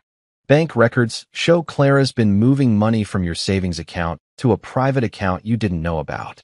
Small amounts, a few hundred here and there, but it adds up. She's stolen about $15,000 over the past 6 months. $15,000. Money I'd saved from overtime, from skipping lunches, from working weekends and holidays. Money that was supposed to go toward our future, stolen to fund her present with another man." By the time I got home that evening, my shock had crystallized into something cold and calculating. Clara was waiting for me in the living room, still wearing that white bikini under a silk robe, her eyes red from crying and her face arranged in an expression of practiced remorse. "Adrian, honey, we need to talk," she started, but I held up a hand to stop her. "We'll talk," I said. "But first, I need to set some things up. Give me 10 minutes. I went to my home office and gathered everything I'd been preparing for this moment. The folders Marcus had given me, the surveillance photos from my cameras, the financial records that documented her theft, and the divorce papers Dick Callahan had helped me prepare. I arranged everything on the dining room table like evidence in a courtroom, then called Clara in to face her judgment. She walked into the dining room looking like a woman preparing for battle, probably expecting to deploy tears, apologies, and whatever manipulation tactics had worked on me for the past 12 years. But when she saw what was spread across our table, her face went pale and her confident demeanor crumbled like a house built on sand. "Sit down, Clara," I said, gesturing to the chair across from me. "We're going to review some documents together." She sat down slowly, her eyes scanning the papers like a defendant seeing the evidence against her for the first time. Which, in a way, she was. "Let's start with the financial records," I said, opening the first folder. "This is a credit card statement showing a $300 dinner at Le Bernardin on October 15th. Care to explain who you were dining with that night?" "Adrian, I can explain. I'm not asking for explanations. I'm asking for confirmation. Were you at Le Bernardin on October 15th? Yes or no?" She stared at the paper like it was written in a foreign language. "Yes, but..." "Good. Moving on." I opened the next folder. This is a receipt for workout clothes from Lululemon, totaling $412. The credit card used was our joint account, but the delivery address was to an apartment complex I've never heard of. Would that happen to be Damien's address? Her silence was answer enough. "And this," I continued, pulling out the resort receipts, "is documentation for a weekend getaway that cost me $2,000. A weekend you told me you were spending with your sister Linda, who, by the way, was actually in Florida visiting her in-laws that same weekend." Clara was crying now, but they weren't the manipulative tears I'd expected. These were tears of fear, the kind that come when someone realizes their carefully constructed lies are falling apart in real time. "Here's where it gets really interesting," I said, opening the property records folder. "This is an application for a second mortgage on our house. Our house, Clara. The one I've been paying for while you've been playing house with your boyfriend. Adrian, please." The loan was for $100,000, supposedly for home improvements to be done by Holt Fitness Solutions. That's Damien's company, in case you were wondering. You tried to steal $100,000 from our home equity to give to your lover. She was sobbing now, but I wasn't finished. The bank records were the final nail in the coffin of our marriage. "And finally," I said, spreading out the account statements, "we have documentation of systematic theft from our savings account. $15,000 over 6 months, transferred to a private account I didn't know existed. Money I earned working overtime and weekends, stolen to fund your affair." I leaned back in my chair and watched my wife of 12 years realize that her secret life hadn't been nearly as secret as she'd thought. "So here's how this is going to work," I said, pulling out the divorce papers. "You're going to sign these documents, which grant me the house, the savings accounts, and everything else I worked for while you were screwing around. You're going to move out by the end of the week. And you're going to pray I don't decide to press charges for fraud and theft." "Adrian, you can't." "I can and I will. The evidence is overwhelming, Clara.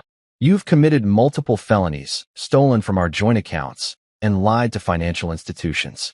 The only reason you're not already in handcuffs is because I'm feeling generous." She stared at the divorce papers like they were a death sentence, which in a way, they were. Her comfortable life, her financial security, her carefully maintained reputation, all of it was about to disappear because she'd been too arrogant to think about consequences. "What about Damien?" she asked, her voice barely above a whisper. "What about him?" "He's not my problem anymore. He's yours.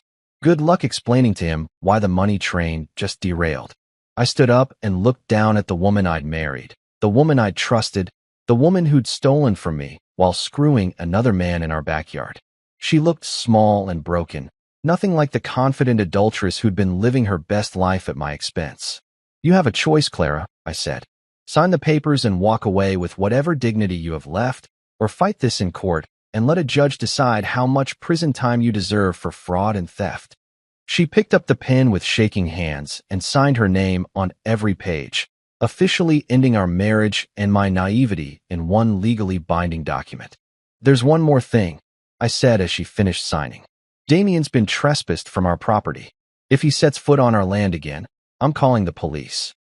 And if you try to take anything that doesn't belong to you when you move out, I'll have you arrested for theft."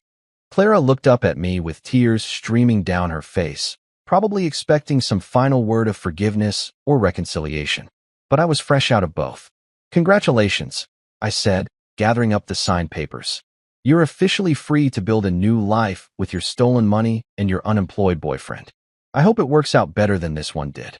The verdict was in, and justice had been served at my dining room table. 3 months later, I was standing in my backyard watching koi fish swim lazy circles in water that had never been clearer, and I realized something that probably should have been obvious from the beginning. The pool had never been the problem. The pool had just been the stage where my marriage died, and once the show was over, it was time to build something new on the same ground. The demolition had taken 2 weeks. Draining 40,000 gallons of water, breaking up concrete that had been poured with such hope 5 years earlier, hauling away the remnants of what I'd thought was paradise but turned out to be a monument to my own stupidity. My crew from the construction site had volunteered to help.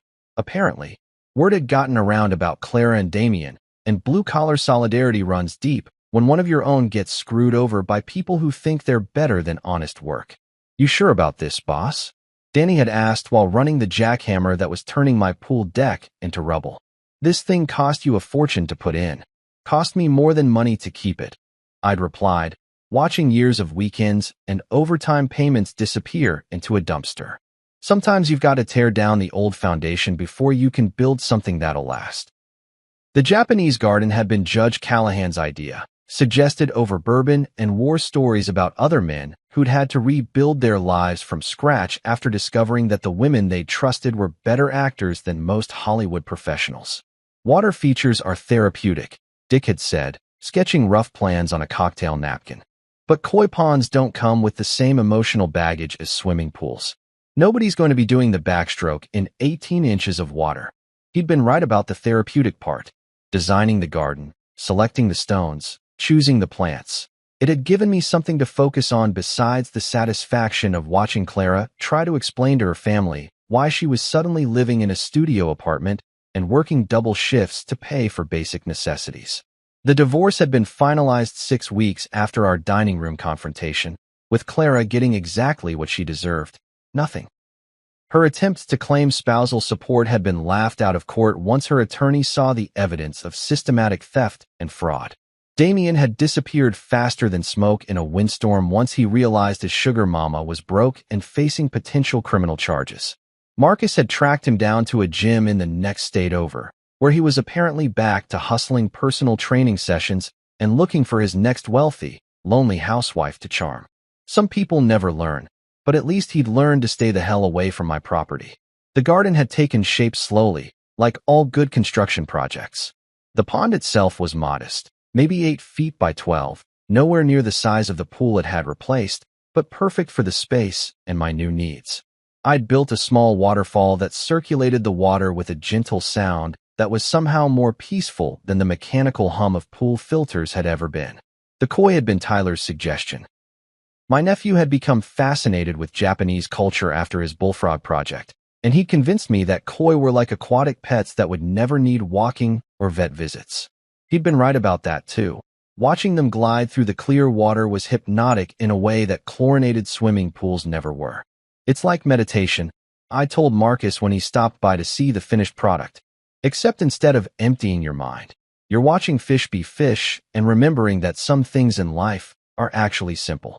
"And the revenge aspect?" he'd asked with a grin. "Getting any satisfaction from the fact that Clara's new apartment doesn't even have a bathtub, let alone a water feature?" "I'm not thinking about Clara anymore," I'd said, and realized I actually meant it. She made her choices. She's living with the consequences, and I've got better things to do than keep score in a game that's already over. That had been mostly true. I'd heard through the neighborhood grapevine that Clara was struggling financially, that her parents had cut her off after learning about the affair and theft, and that she'd been forced to take a second job waiting tables to make ends meet.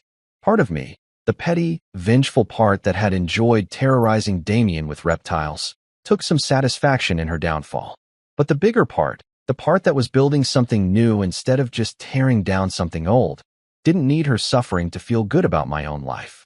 The garden had taught me something about starting over that I hadn't expected to learn. Every morning, I'd sit on the stone bench I'd built near the waterfall, drinking coffee and watching the koi navigate their small world with what looked like contentment.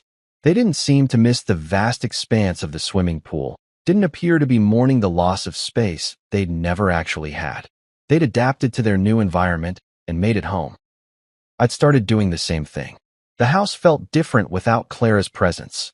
Bigger in some ways, smaller in others, but definitely mine in a way it hadn't been when I was sharing it with someone who was only pretending to want to be there. I'd redecorated the bedroom, thrown out furniture that reminded me of her, and slowly replaced our shared possessions with things that reflected my actual tastes instead of compromises with someone who'd been planning to leave anyway. Work had gotten better too. Without the constant stress of wondering what Clara was doing during her mysterious afternoon meetings, I'd been able to focus on managing my crew and building things that would last. We'd landed 3 new contracts in the past month, and Danny had started making noises about me expanding the business and taking on bigger projects. "You're different now, boss," he'd said while we were reviewing blueprints for a new office complex. "More focused. Less, I don't know, distracted." "Divorce will do that," I'd replied. "Turns out it's easier to concentrate on building things when you're not constantly worried about someone tearing them down behind your back." The most surprising change had been dating, or rather, the complete lack of interest I had in it. Friends kept trying to set me up with their sisters or co-workers, assuming that a newly divorced man in his 40s would be desperate to jump back into the relationship market. But sitting by my koi pond every morning had taught me something about contentment that I'd never learned during 12 years of marriage. I liked my own company. I liked coming home to a house that stayed exactly the way I left it. I liked not having to negotiate over dinner plans or weekend activities or which TV shows to watch. I liked the silence that came from not having to listen to lies about fictional Peterson accounts and non-existent budget meetings. Maybe someday I'd want to share this new life with someone who actually wanted to be part of it. But for now, I was perfectly happy building something just for me. The garden was finished, but it would never really be complete. That was part of its appeal. Every season brought new growth, new challenges, new opportunities to improve and adapt. The koi were thriving, the plants were establishing themselves, and the waterfall was developing that natural sound that only comes with time and settling. I'd named the biggest koi Karma. She was a beautiful golden fish with black markings that looked almost like tattoos, and she had a habit of surfacing near the bench whenever I sat down with my morning coffee. I liked to think she understood that we were both starting over in the same small space, both learning to make the most of what we had instead of mourning what we'd lost. On this particular morning, exactly 3 months after the pool demolition, I was sitting on my bench watching Karma cruise through her domain when my phone rang. It was a number I didn't recognize, but something made me answer it anyway. "Mr. Cross? This is Detective Richardson with the County Sheriff's Department. I'm calling about a Clara Cross. I believe she's your ex-wife?" My stomach dropped for a moment, wondering if Clara had finally decided to press charges for my more creative revenge tactics, but the detective's tone suggested something different. "She's been arrested for credit card fraud," he continued. "Apparently, she's been using stolen account information to make purchases. During questioning, she mentioned that you might have information relevant to our investigation." I thought about the credit card statements Marcus had uncovered, the pattern of fraudulent charges that had funded Clara's affair, and realized that some people really never learn from their mistakes. "I'll be happy to help with your investigation," I said, watching Karma surface near my feet like she was listening to the conversation. "I have extensive documentation of fraudulent charges on accounts she had access to during our marriage." After I hung up, I sat quietly by the water, thinking about the strange journey that had brought me from discovering ripples in a swimming pool to sitting beside a koi pond while my ex-wife apparently continued her criminal career in new and creative ways. The garden whispered its quiet truth around me. Endings can be beautiful if you choose to rebuild on your own terms. Clara was still out there somewhere, still making the same destructive choices that had destroyed our marriage, still thinking she could lie and steal her way to happiness. But that was her story now, not mine. My story was about clear water, patient fish, and the satisfaction that comes from building something that belongs entirely to you. It was about morning coffee in the silence, about work that mattered, about sleep that comes easy when your conscience is clear. It was about learning that sometimes the best revenge is simply living well while the people who wronged you continue to destroy themselves with their own choices. I finished my coffee, said good morning to Karma and her friends, and headed inside to get ready for another day of building things that would last. The pool was gone, but the foundation remained strong. They say you can't truly know someone until they've shown you their worst. I thought I knew Sarah, my wife of 12 years. She wasn't perfect, none of us are, but she had this way of turning the mundane into something magical. Her laugh could fill a room, and her plans, though often ridiculous, were always ambitious. But there's a thin line between ambition and recklessness, and I was about to learn just how far Sarah was willing to cross it. It started with the debt. I had no idea about it at first. She didn't say a word, and frankly, I didn't think to ask. We shared a roof, a son, and a life, but not everything, apparently. Not our financial troubles. I was the steady one, always calculating expenses, tucking away savings when I could, ensuring there was enough for Noah's school fees and our daily needs. Sarah, on the other hand, believed in living in the moment. And that's what she did. Now, I'm not here to paint Sarah as a villain. At least, not entirely. She had her dreams, and I respected them. But when her dreams started to require $20,000 that we didn't have, I'd have expected her to, at the very least, loop me in. She didn't. Instead, she went behind my back, took out a loan, and handed me a financial bomb with the timer set to explode in my lap. The day she left, it all came crashing down. I woke up to find her gone, along with her suitcase and my peace of mind. Noah was still asleep, blissfully unaware of the chaos waiting to greet me. I found the note on the kitchen table, scrawled in her loopy handwriting. I need to follow my heart. Handle the debt, Jacob. It's yours now. At first, I laughed. I don't know why. Maybe it was the absurdity of it all. Follow her heart? Was her heart on a yacht somewhere, sipping margaritas? Because mine was trying to figure out how I'd pay off a loan I didn't even know existed. And then there was Noah. How do you explain to your 10-year-old son that his mother has abandoned the family? You don't, not at first. You tell yourself that you'll shield him from the mess for as long as you can. But Noah isn't just any kid. He's sharp. Too sharp. I've always been proud of his intelligence, but in moments like these, I almost wish he weren't so perceptive. The house felt emptier without Sarah, not just physically, but emotionally. She had this way of filling spaces, even when she wasn't trying.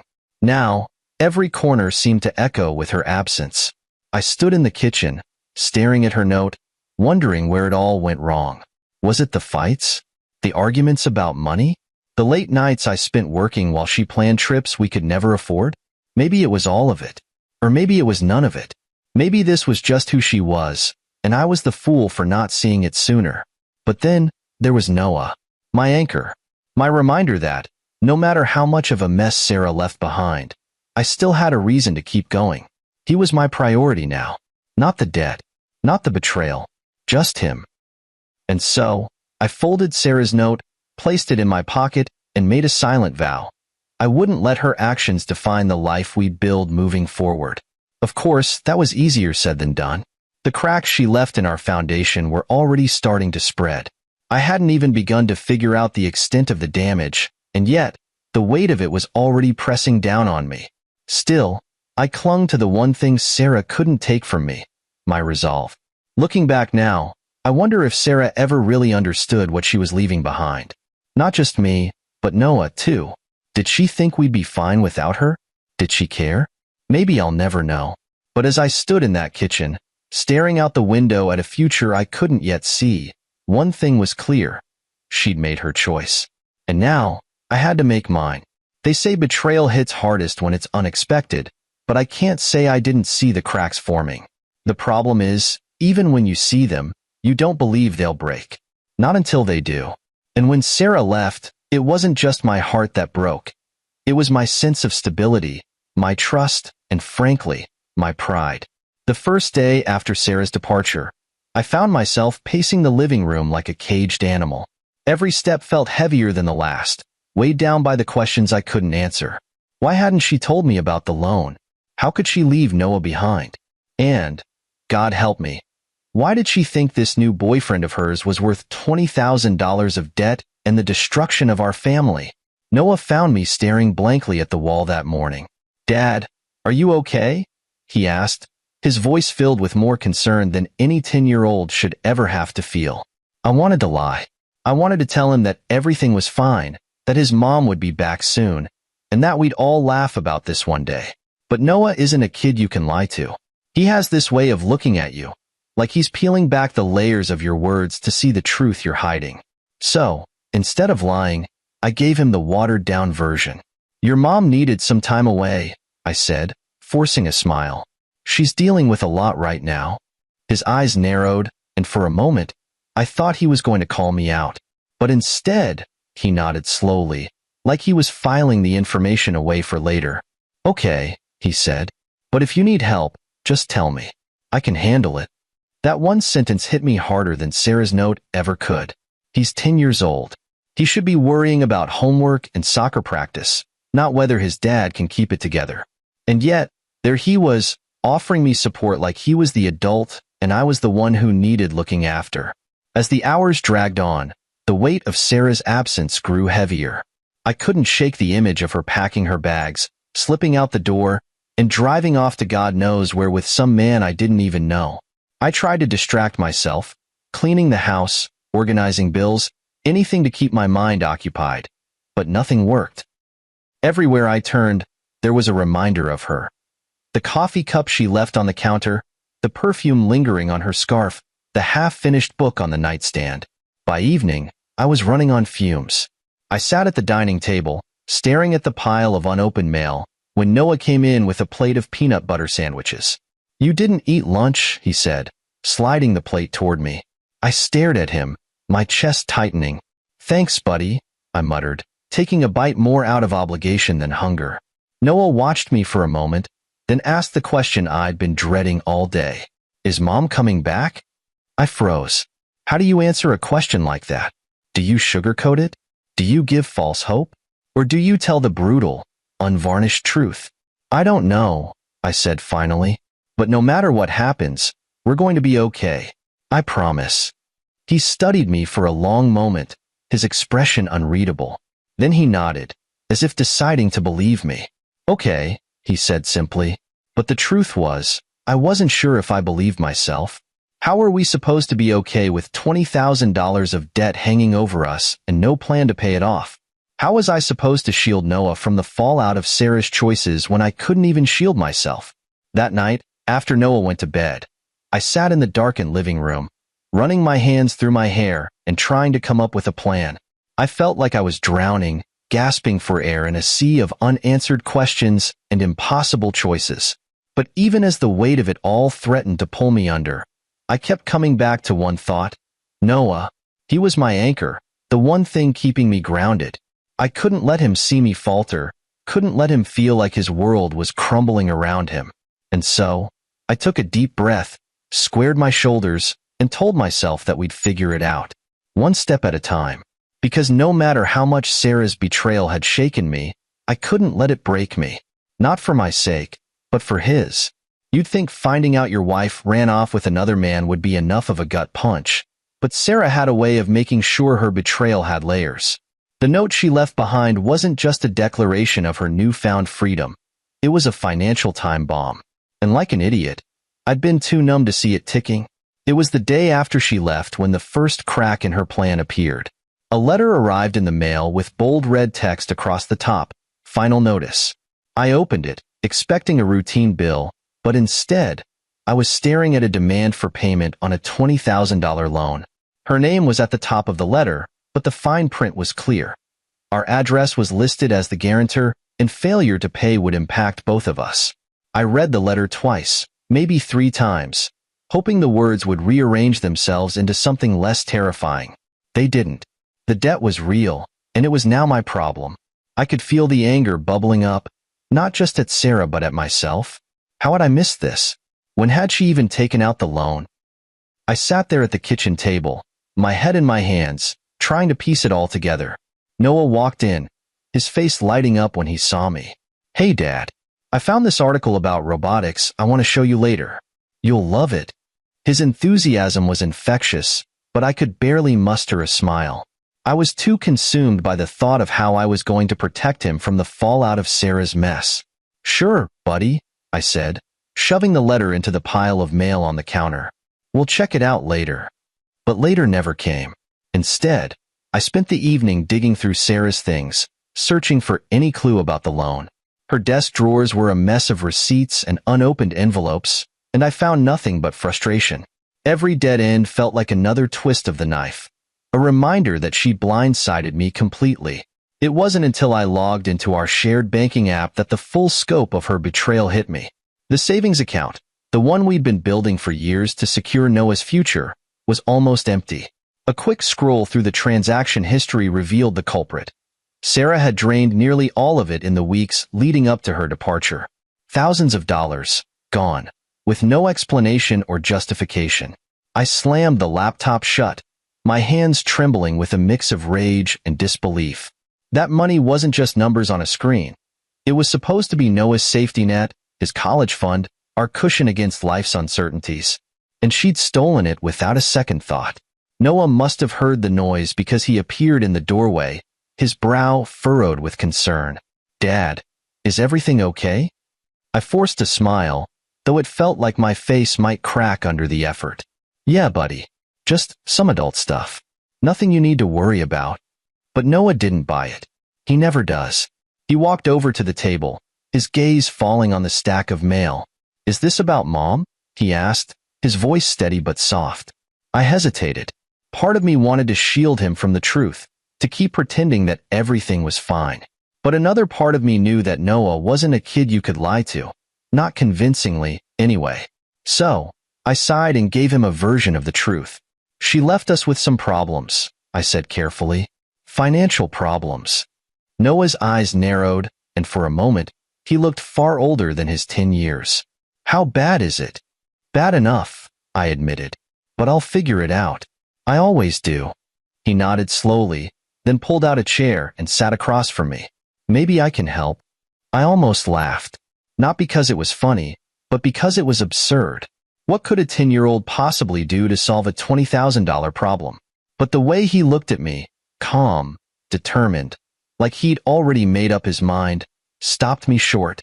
"Thanks, Noah," I said, ruffling his hair. "But this is something I have to handle." He didn't argue, but there was something in his expression that made me uneasy.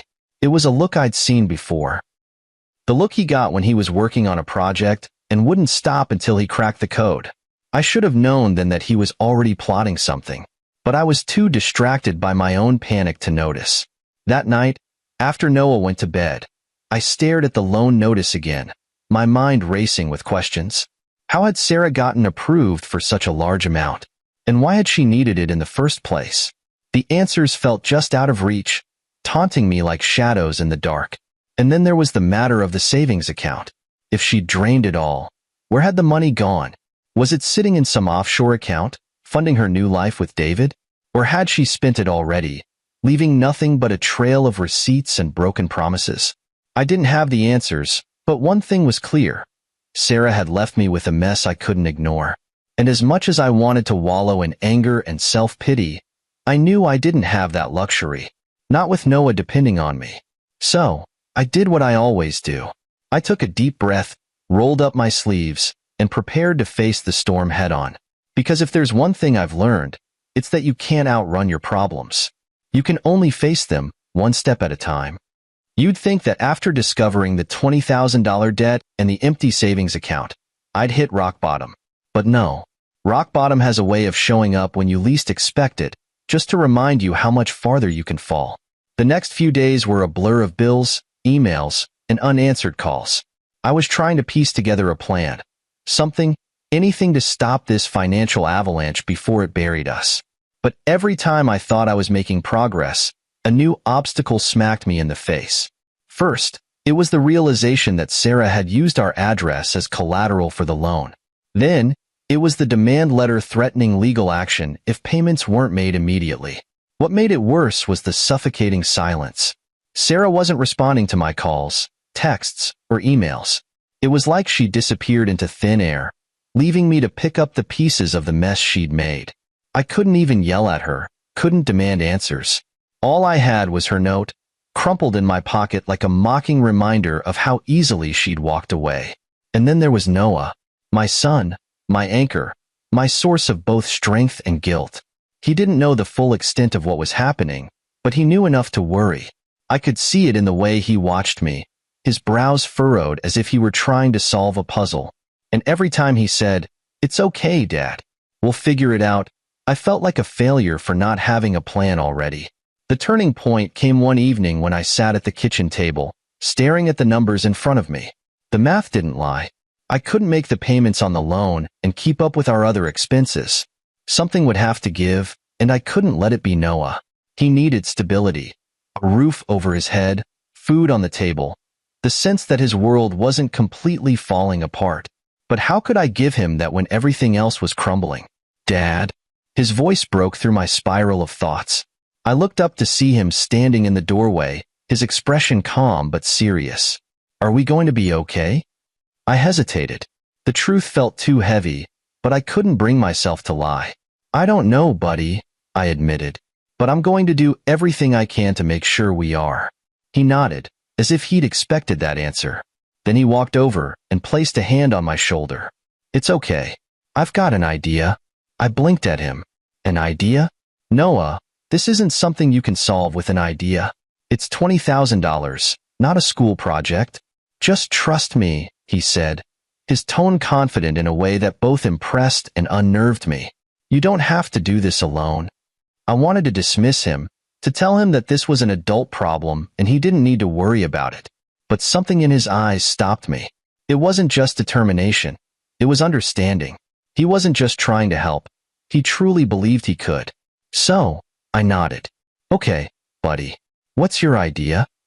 He grinned, and for the first time in days, I felt a flicker of hope. "You'll see," he said cryptically before heading off to his room. The next morning, I found him hunched over his tablet, his fingers flying across the screen. When I asked what he was doing, he simply replied, "Research." And when I pressed for details, he grinned and said, "You'll find out soon enough." At first, I thought it was a distraction, a way for him to feel like he was contributing. But as the days passed, I realized he was up to something. He'd ask me random questions about Sarah, her habits, and her favorite places. He even asked if I still had access to her email account, which I did, though I hadn't thought to use it. "Why do you want to know all this?" I asked one evening. "Just trust me," he said again, his eyes sparkling with that same quiet confidence. "I've got this." I didn't know what to make of it. Part of me wanted to push for answers, to demand he tell me what he was planning.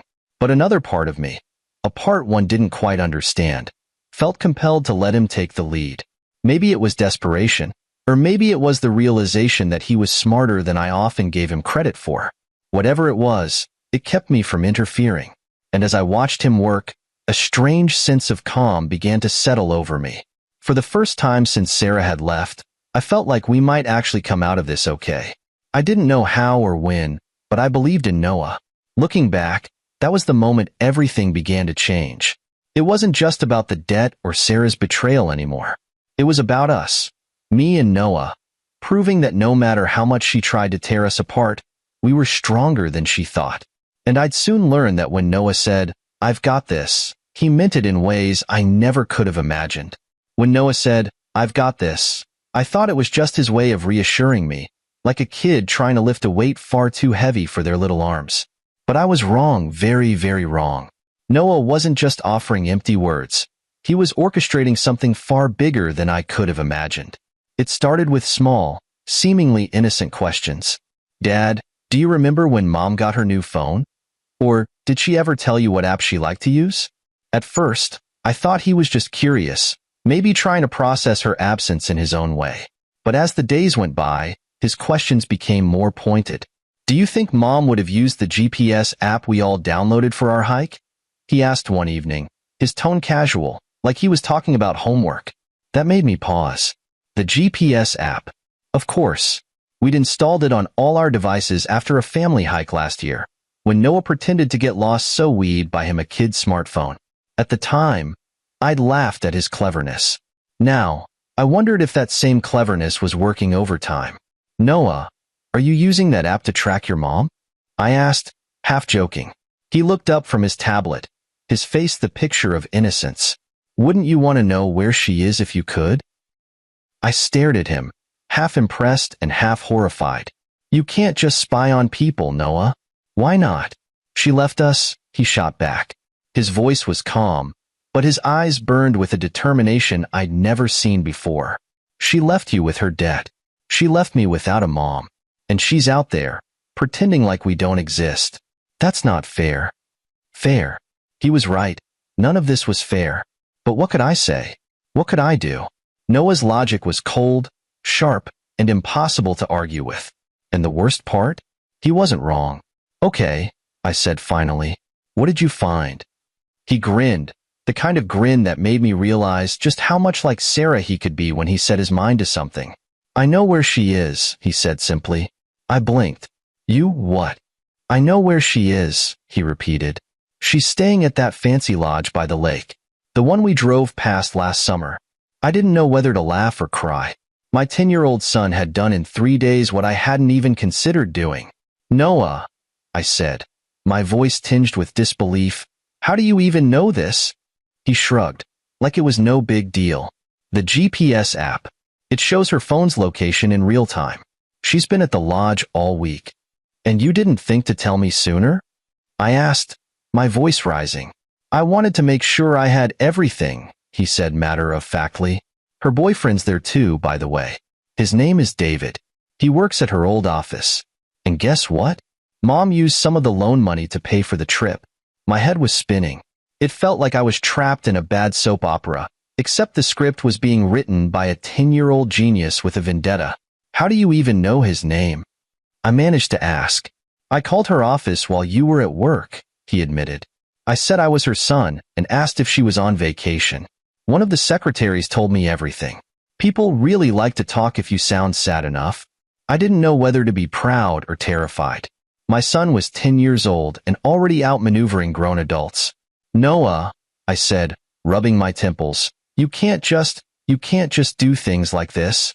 Why not? He asked, his voice calm but firm. She betrayed us, Dad. She left us with her mess. I'm just fixing it.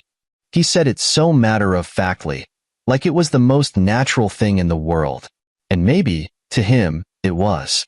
But to me, it was a wake-up call. This wasn't just about the debt or Sarah's betrayal anymore. It was about survival. And Noah, my brilliant, stubborn son, was doing everything he could to protect what little we had left. Okay, I said finally.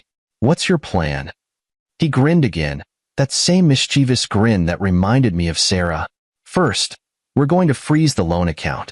Then, we're going to make sure she can't spend another dime. And after that, we're going to confront her. It sounded insane.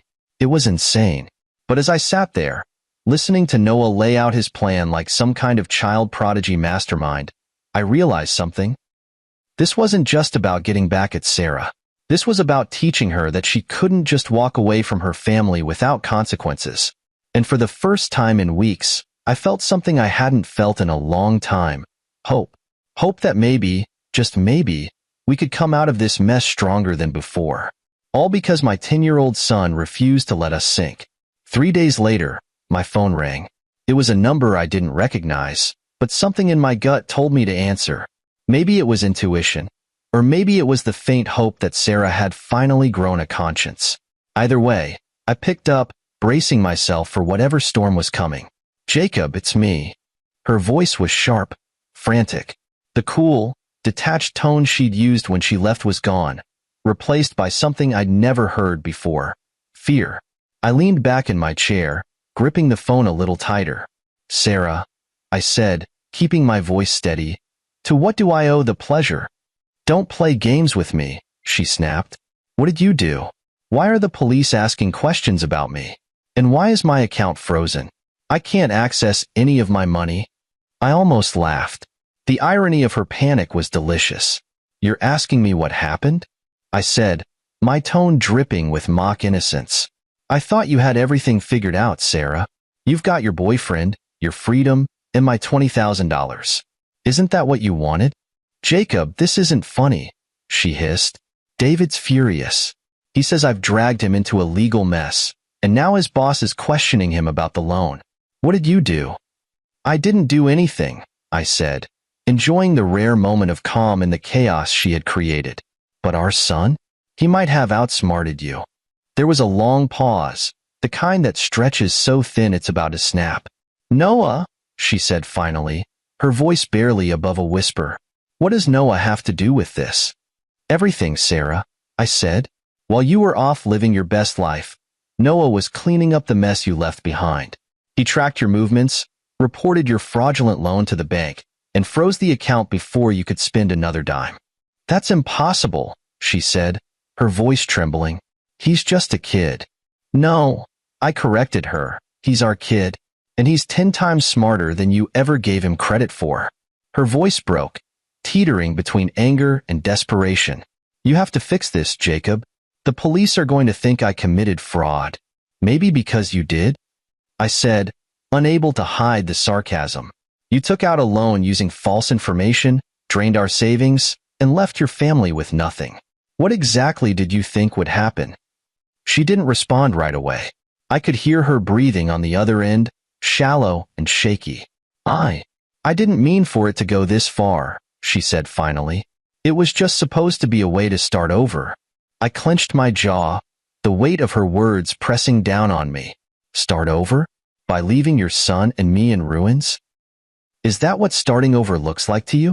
I didn't think, she began, but I cut her off. No, you didn't, I said, my voice rising.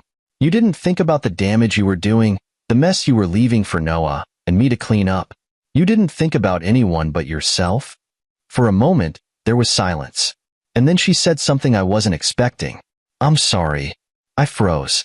It wasn't the apology itself that caught me off guard. It was the way she said it. Quiet, genuine, vulnerable. For the first time since she left, I heard the Sarah I used to know, the one I thought I'd spend my life with. But it wasn't enough. Not anymore. Sorry doesn't fix this, Sarah, I said. Sorry doesn't pay off the loan or undo the damage you've caused. If you really want to make things right, you'll turn yourself in and face the consequences. Her silence spoke volumes. I knew what she was thinking, that facing the consequences meant losing everything. Her freedom, her new life with David, maybe even her dignity. And she wasn't ready to let go of those things, no matter how much she claimed to regret what she'd done. I can't, she said finally, her voice barely audible. Then I can't help you, I replied. Jacob, please, she begged. David's threatening to leave me. I have nothing without him. Maybe you should have thought about that before you walked out the door, I said. But don't worry. I'm sure the police will help you figure it out. Before she could respond, I hung up. My hands were shaking, my heart pounding in my chest. It wasn't just the anger or the frustration. It was the realization that I didn't recognize the person on the other end of the line anymore. Sarah wasn't the woman I married. She wasn't the mother Noah deserved. She was a stranger. Dad? Noah's voice broke through my thoughts. I turned to see him standing in the doorway, his arms crossed and a satisfied smirk on his face. She sounded scared. She is, I said, forcing a weak smile. You did good, Noah. You really did. He grinned, a mixture of pride and relief washing over his face. So, what's next? I sighed, the weight of the question settling on my shoulders. We wait, I said, and we make sure she can't hurt us again. Because if there's one thing I'd learned, it's that Sarah wasn't just running from her mistakes. She was running from herself. And no matter how far she went, the truth would always catch up to her. When the moment came to confront Sarah, I wasn't sure what I expected. Maybe I thought she'd crumble under the weight of her guilt. Maybe I thought I'd feel some sort of satisfaction seeing her face the consequences of her actions. But what actually happened was something I could have never prepared for. It started with Noah. He was the one who suggested we confront her in person. She needs to know she can't just walk away, he said, his voice steady in that unervingly mature way he had. I couldn't argue with him. She'd left us with nothing but chaos, and it was time she faced the mess she'd made. The GPS app gave us her exact location. A luxury lodge by the lake, the kind of place we'd once dreamed of visiting together as a family but could never afford. The irony wasn't lost on me. Sarah was living our fantasy, but it was built on lies and stolen money. Noah and I drove out there the next morning.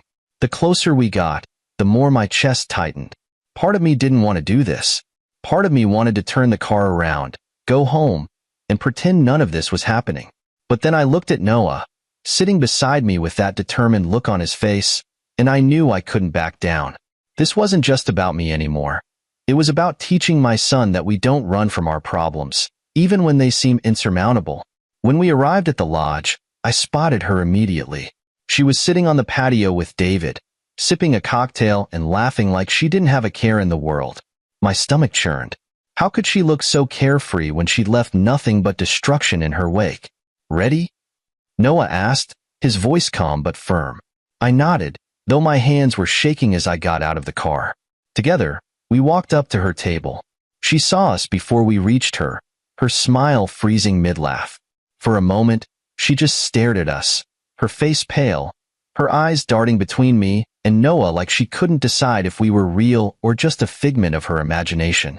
Jacob, she said finally, her voice barely audible, what are you doing here? Taking back what's ours, I said, my voice colder than I expected. You didn't think you could just walk away, did you? David, who had been quietly watching the exchange, finally spoke up. Is this your ex? He asked, his tone more annoyed than concerned. Look, buddy, we're in the middle of something. Why don't you take your kid in? Don't, I said, cutting him off. My eyes locked onto his, and for a moment, the tension was thick enough to cut with a knife. This isn't about you. Not yet, anyway. Sarah's face turned red as she scrambled to regain control of the situation. Jacob, please, she said, her voice trembling. We don't need to do this here. Oh, I think we do, I replied, crossing my arms. Because you didn't just leave us with a broken family, Sarah. You left us with your debt.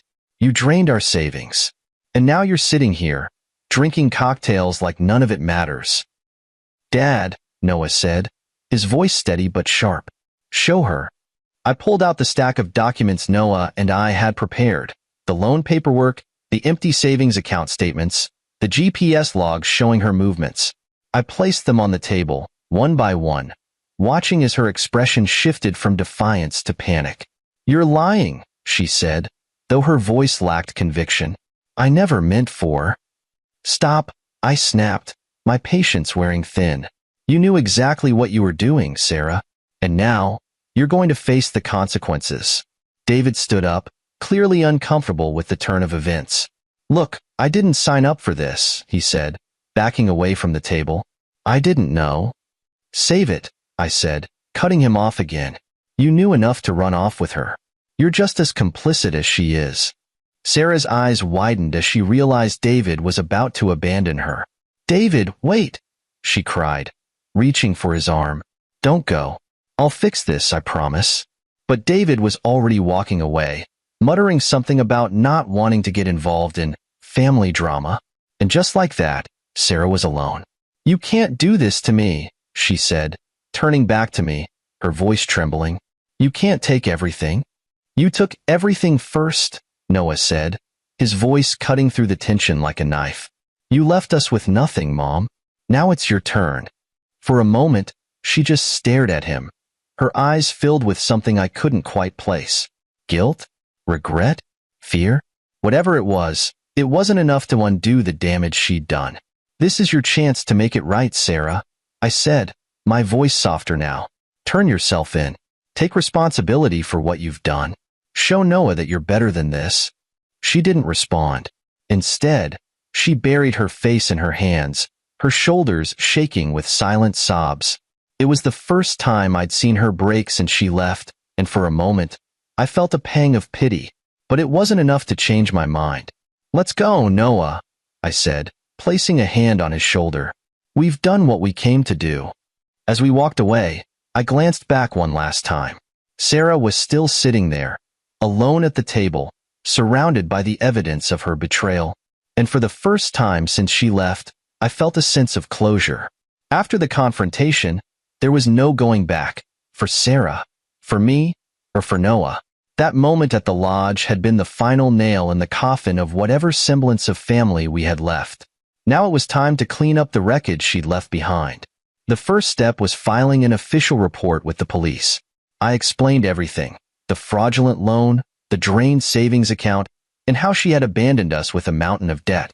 Noah, ever the meticulous planner, had all the supporting evidence ready to hand over. The officers were impressed by how thorough it was, though I had to deflect a few questions about how a 10-year-old had gathered so much information. The officers assured me that the case was solid. Sarah had committed fraud when she falsified information for the loan, and with the bank involved, there was no avoiding the consequences. A warrant was issued for her arrest, and I was told the investigation would take its course. It was a bittersweet moment. On one hand, I felt relief knowing that justice was finally catching up with her. On the other, it hurt to know that Noah had to witness his mother's downfall at such a young age. But Noah, as always, seemed unfazed. "She made her choice, Dad," he said as we left the police station. "Now we just have to make ours." The next step was dealing with the loan. I contacted the bank and explained the situation, providing proof that Sarah had committed fraud.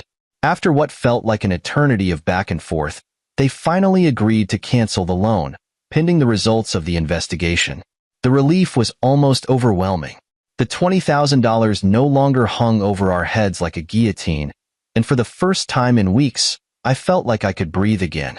With the loan sorted, I turned my attention to securing Noah's future. I met with a lawyer to ensure that Sarah's actions wouldn't jeopardize our stability any further. The lawyer helped me file for sole custody of Noah, citing Sarah's abandonment and financial recklessness. It was a straightforward case. Sarah hadn't just left us. She'd essentially forfeited her right to be a parent. The custody hearing came and went with little fanfare. Sarah didn't even show up. I was granted full custody, along with a court order requiring her to pay $500 a month in child support.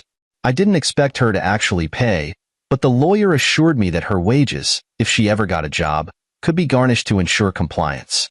As for the camper van, it was time to cut my losses.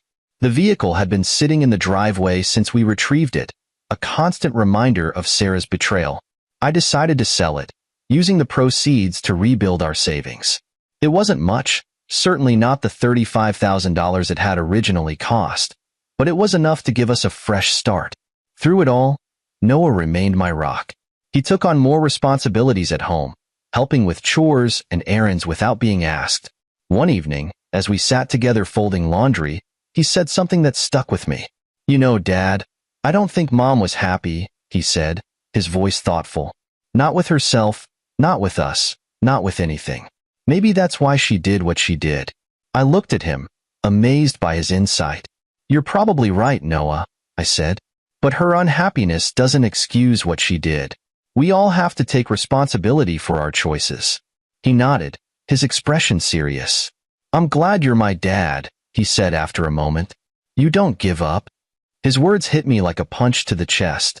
All the doubt, all the guilt I'd been carrying about not protecting him from Sarah's actions seemed to lift in that instant. I realized that while I couldn't control what Sarah had done, I could control how we moved forward. And that's exactly what I intended to do. The last piece of the puzzle was finding a way to ensure Sarah couldn't disrupt our lives again. I worked with the lawyer to place restrictions on her ability to access Noah or our finances without court approval. It wasn't foolproof, but it gave me peace of mind knowing that she couldn't just waltz back in and undo the progress we'd made. By the time the dust settled, it felt like a lifetime had passed since Sarah walked out the door. But in reality, it had been just a few short months. In that time, Noah and I had gone from being victims of her betrayal to survivors of it. We had weathered the storm together, and though the scars were still fresh, they were a testament to our resilience. I wish I could say that Sarah learned her lesson, that she turned her life around and became the person I once believed she could be. But life isn't always tied up with a neat little bow. The last I heard, she was working odd jobs and struggling to stay afloat. Part of me felt sorry for her, but I knew better than to let that pity pull me back into her orbit. She'd made her bed. Now she had to lie in it.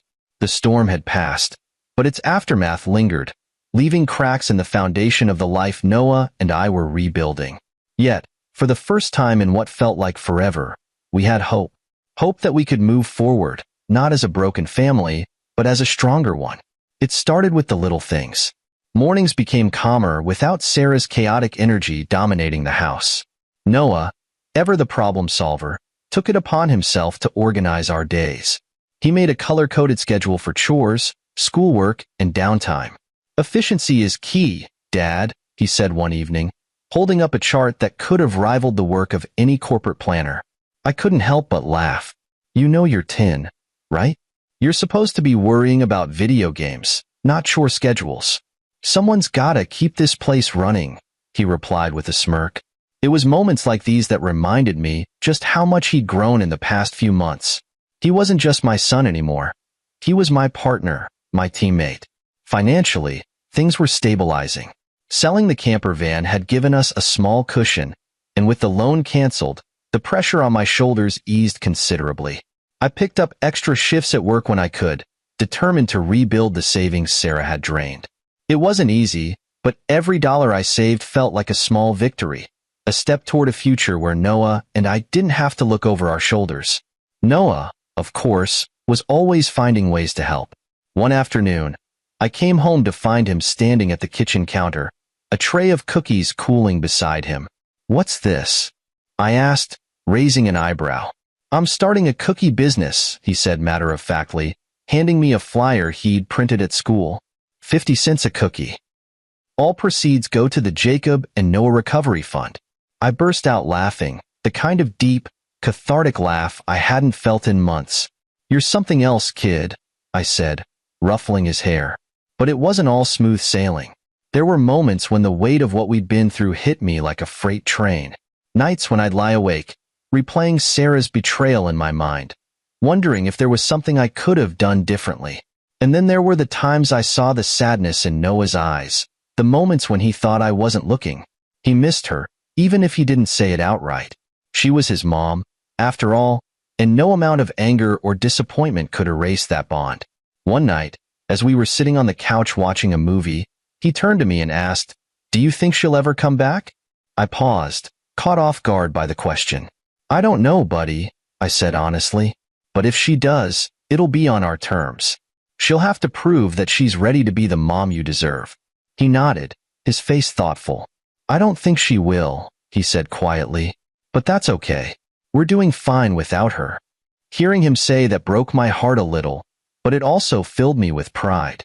Noah had every right to be angry, every right to feel abandoned.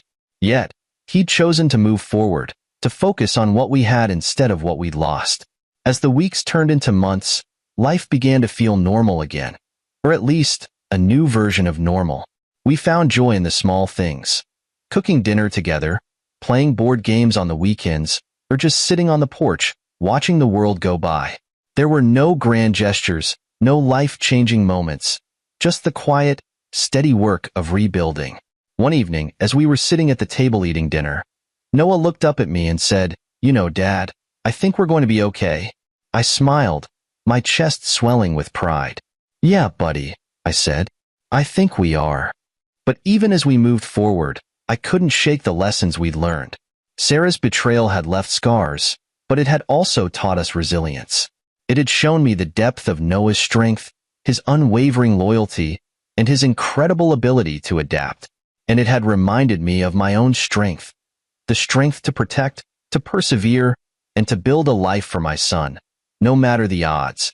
Looking back now, I realized that Sarah's leaving wasn't the end of our story. It was just the beginning of a new chapter, one where Noah and I could write our own rules, free from the chaos she brought into our lives. The road ahead wasn't perfect, and I knew there would be challenges. But as I watched Noah finish his dinner, already launching into a detailed plan for his next school project, I felt something I hadn't felt in a long time: peace.